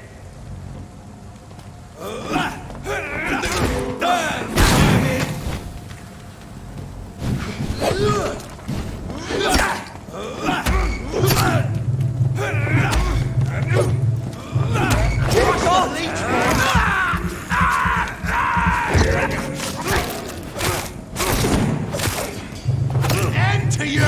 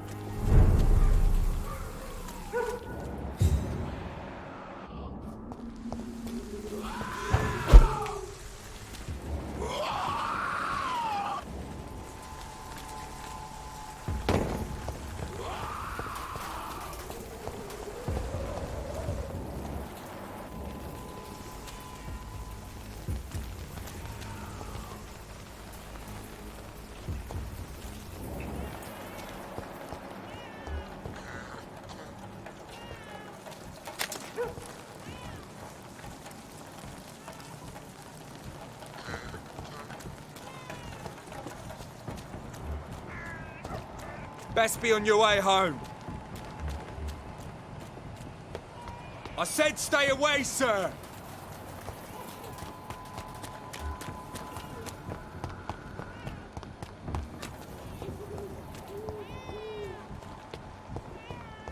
There's more and more of these bloody leeches every night.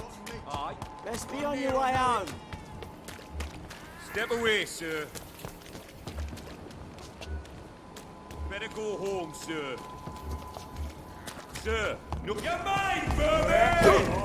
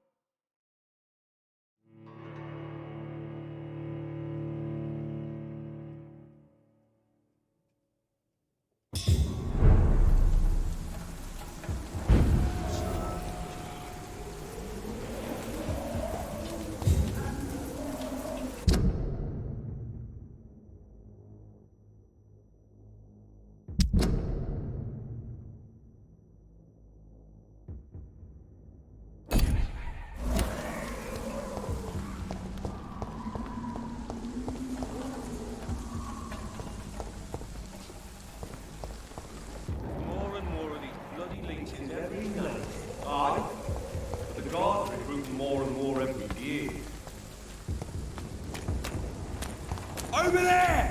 There's one of them vermin!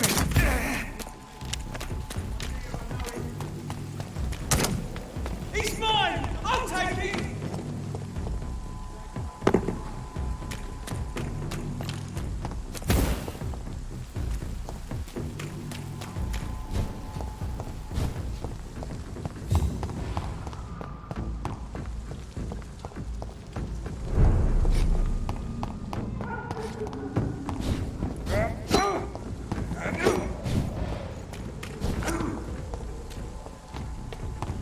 Over there! There's one of them vermin! A leech! A leech!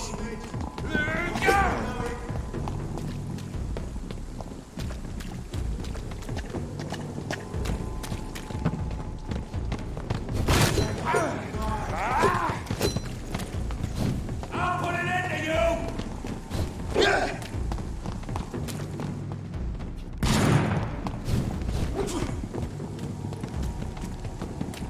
Watch yourselves! There's one of them!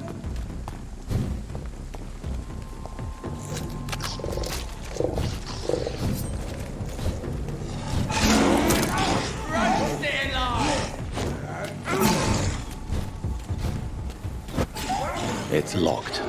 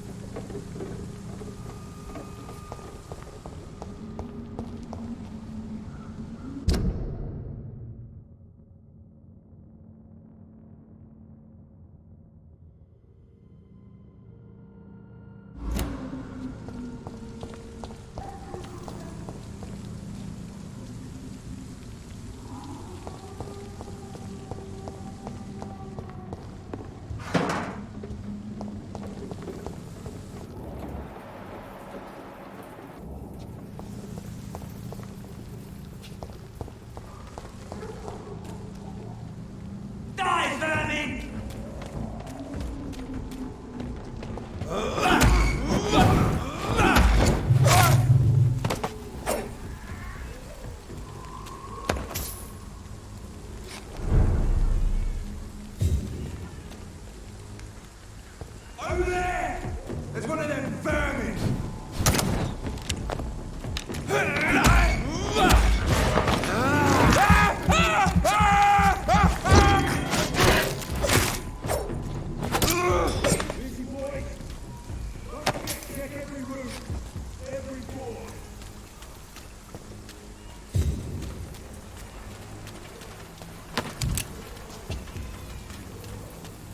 It's locked, all right.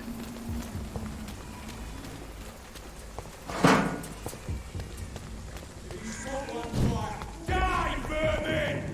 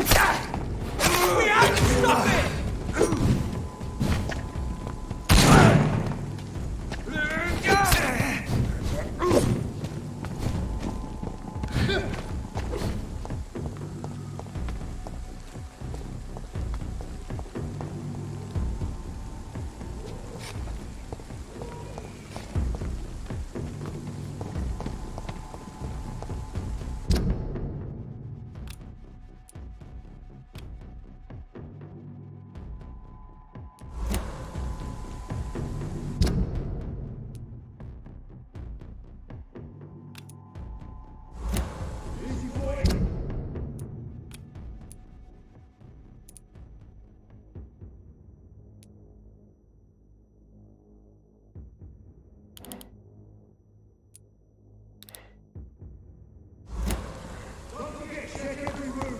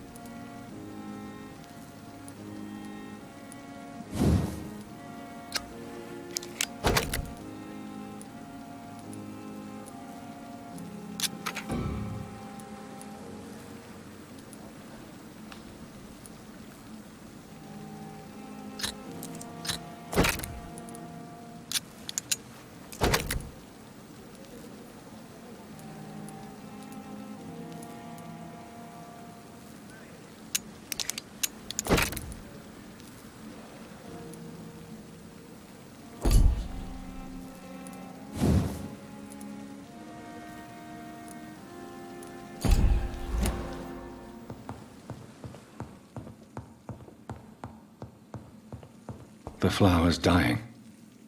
It needs water.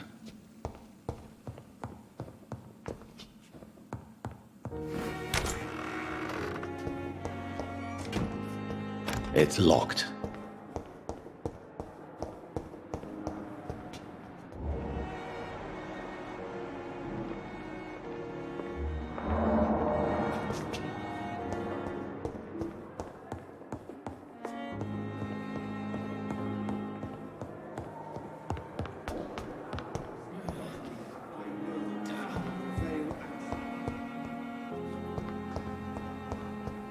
It's locked.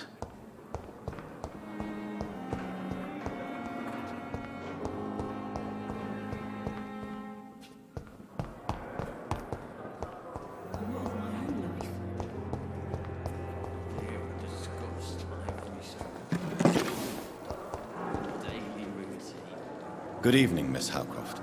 How are you tonight? I need blood, Doctor. Warm, rich, vibrant blood.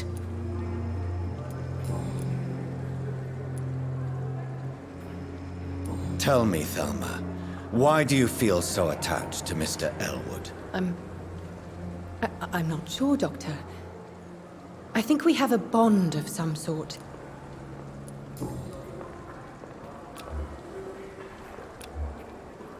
Do you require my services, Miss Howcroft? I have no need for your medicine, Dr. Reid. I'll leave you, mistress of the...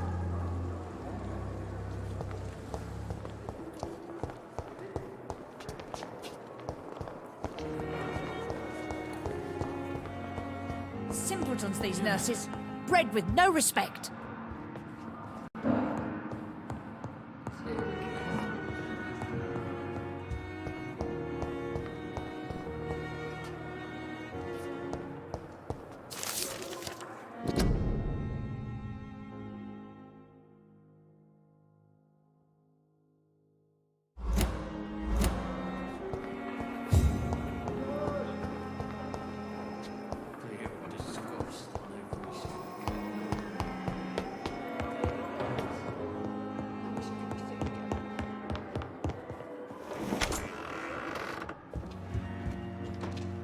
Do you need something, Jonathan?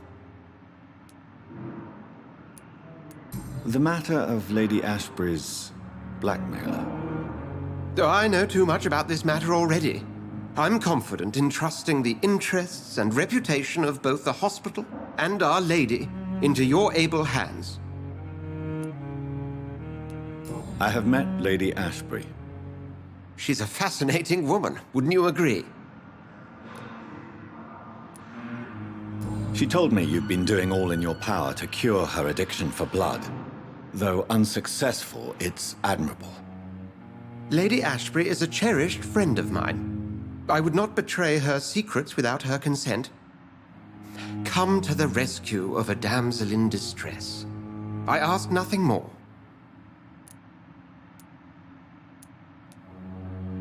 We'll see each other again soon, Edgar.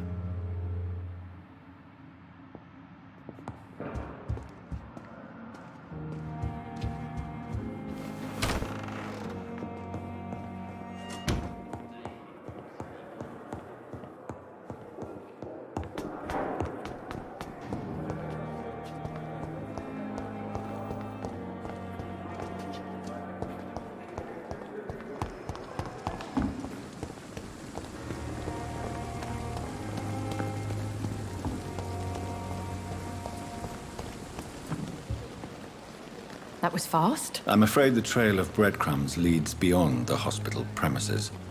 I must leave for a time. Is that so? Why? Now it's time for you to be patient. It would seem that your blackmailer is part of a more complex machination whose root is in Whitechapel. Machination? Do you suspect another immortal is involved?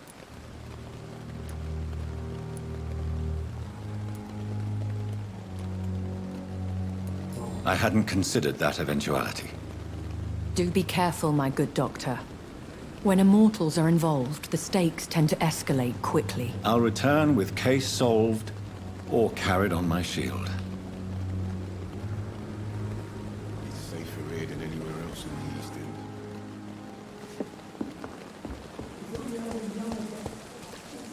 End. Good evening, Milton. Good evening, Doctor. Still trying to save lives?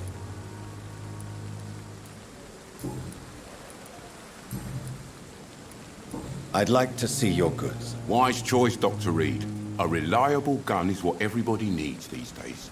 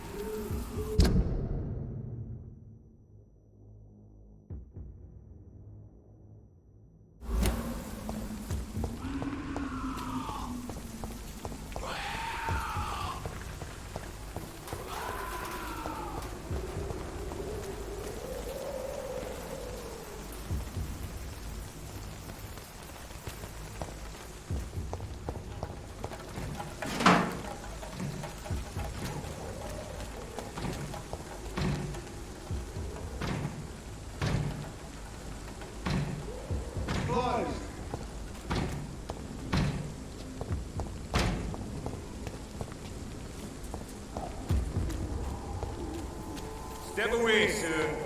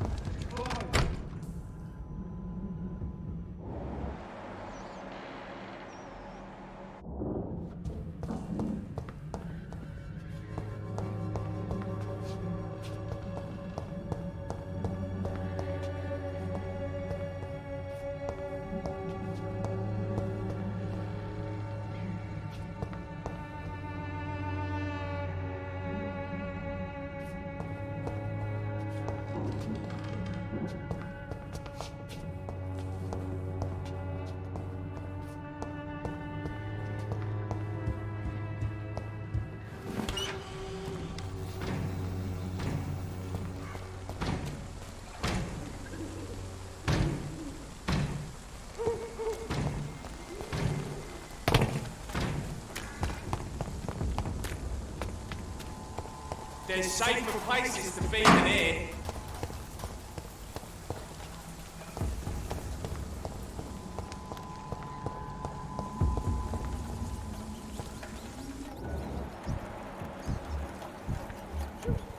More and more of these bloody leeches every night. Aye. But the guards are getting more and more every year. When did you join the guard? 2 days ago. This is my first patrol.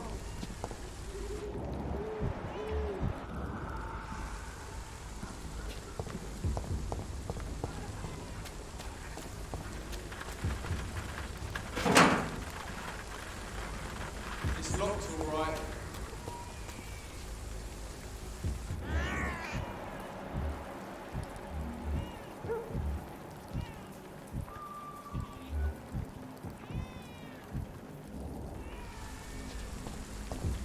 It's closed.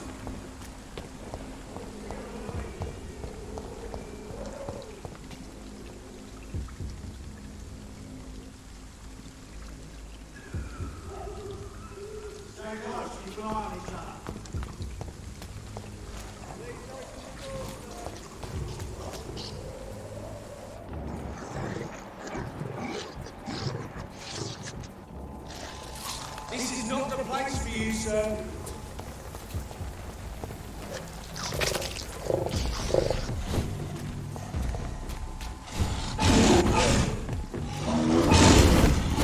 It ain't human!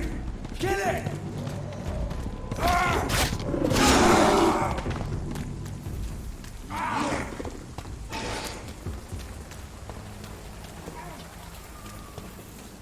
I cannot enter.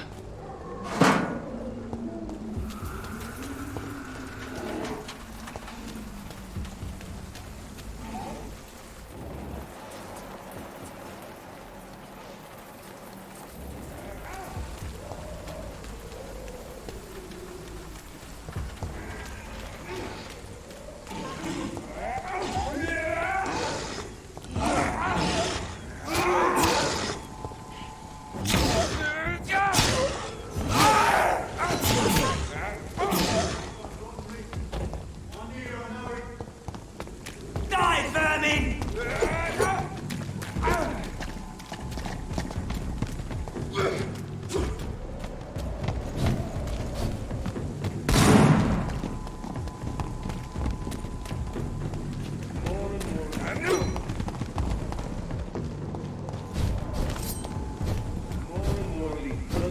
Every night.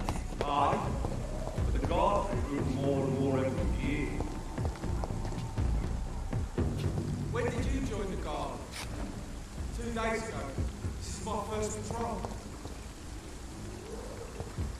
It's a leech! Kill it! Don't forget, check every room, every door. A leech! A leech!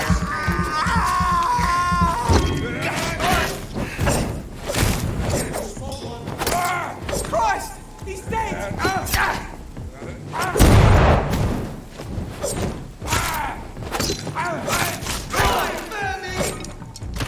Shit, that leech is fast!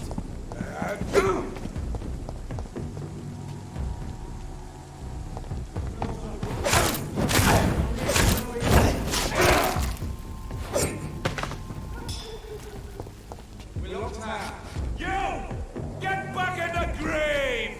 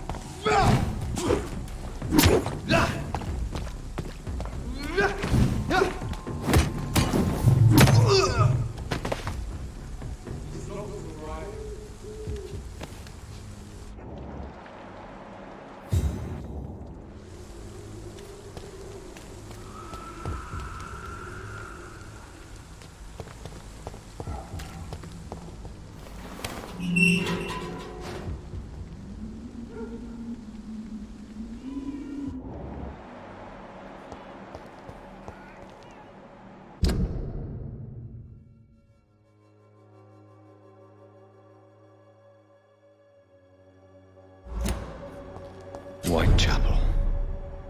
This neighborhood is linked somehow to the kind Lady Ashbury's blackmail. First, let's find this Petrescu fellow.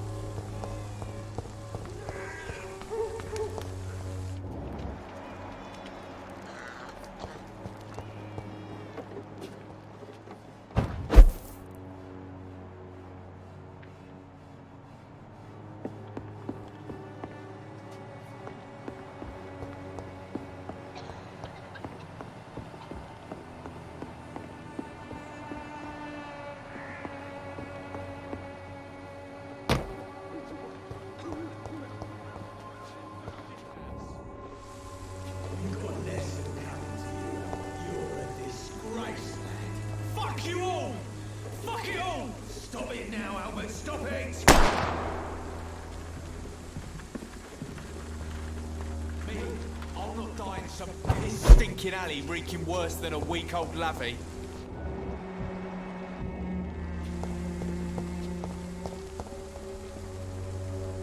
Are you all right? The bastard hit the wall next to me. I don't even know if he meant to miss. If you've been hurt, I can help you. I'm a doctor. Name's Albert. Remember it. Now bugger off. What happened? Did you really steal that man's medication? Hey, I didn't do anything, it ain't me.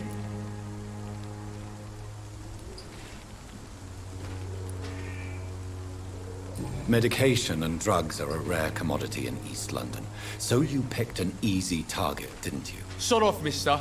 You ain't got no clue what's going on here. Bastard was a soldier in the war, so now he's got the right to shoot me. It's true. I'm not familiar with this part of town. Perhaps you could help me. I said sod off. Go find yourself another guide.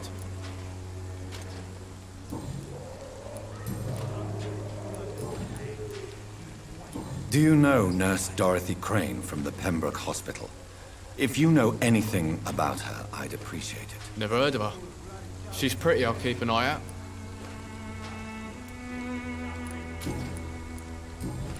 Goodbye, young man. The wet boots will be proud of me. Bloody heart, boy. What? Shooting a boy in the middle of the street.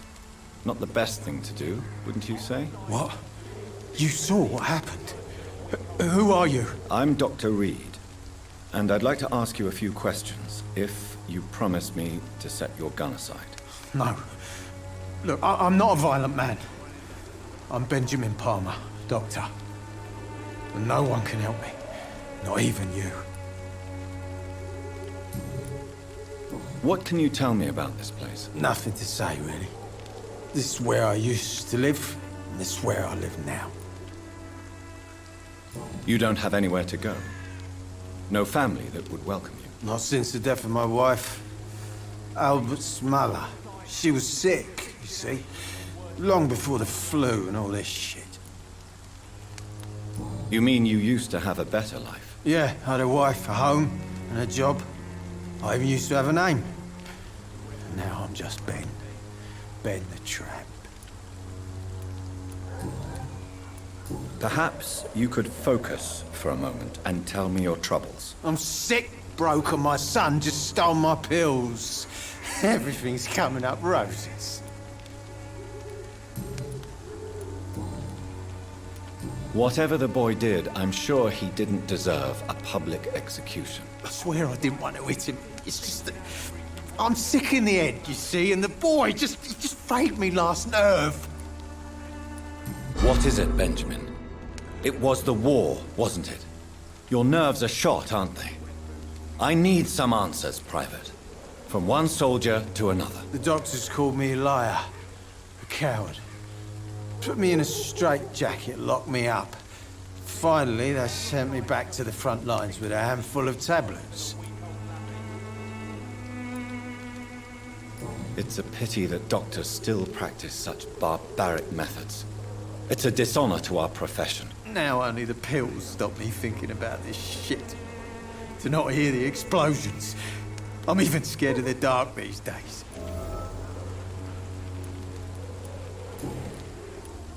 Do you know Nurse Dorothy Crane from the Pembroke Hospital?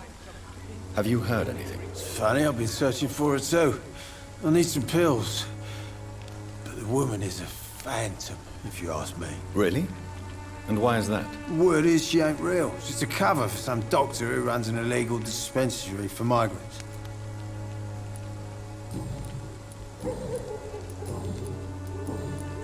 A gun, alcohol, and a bad temper make a terrible cocktail, sir. Goodbye for now.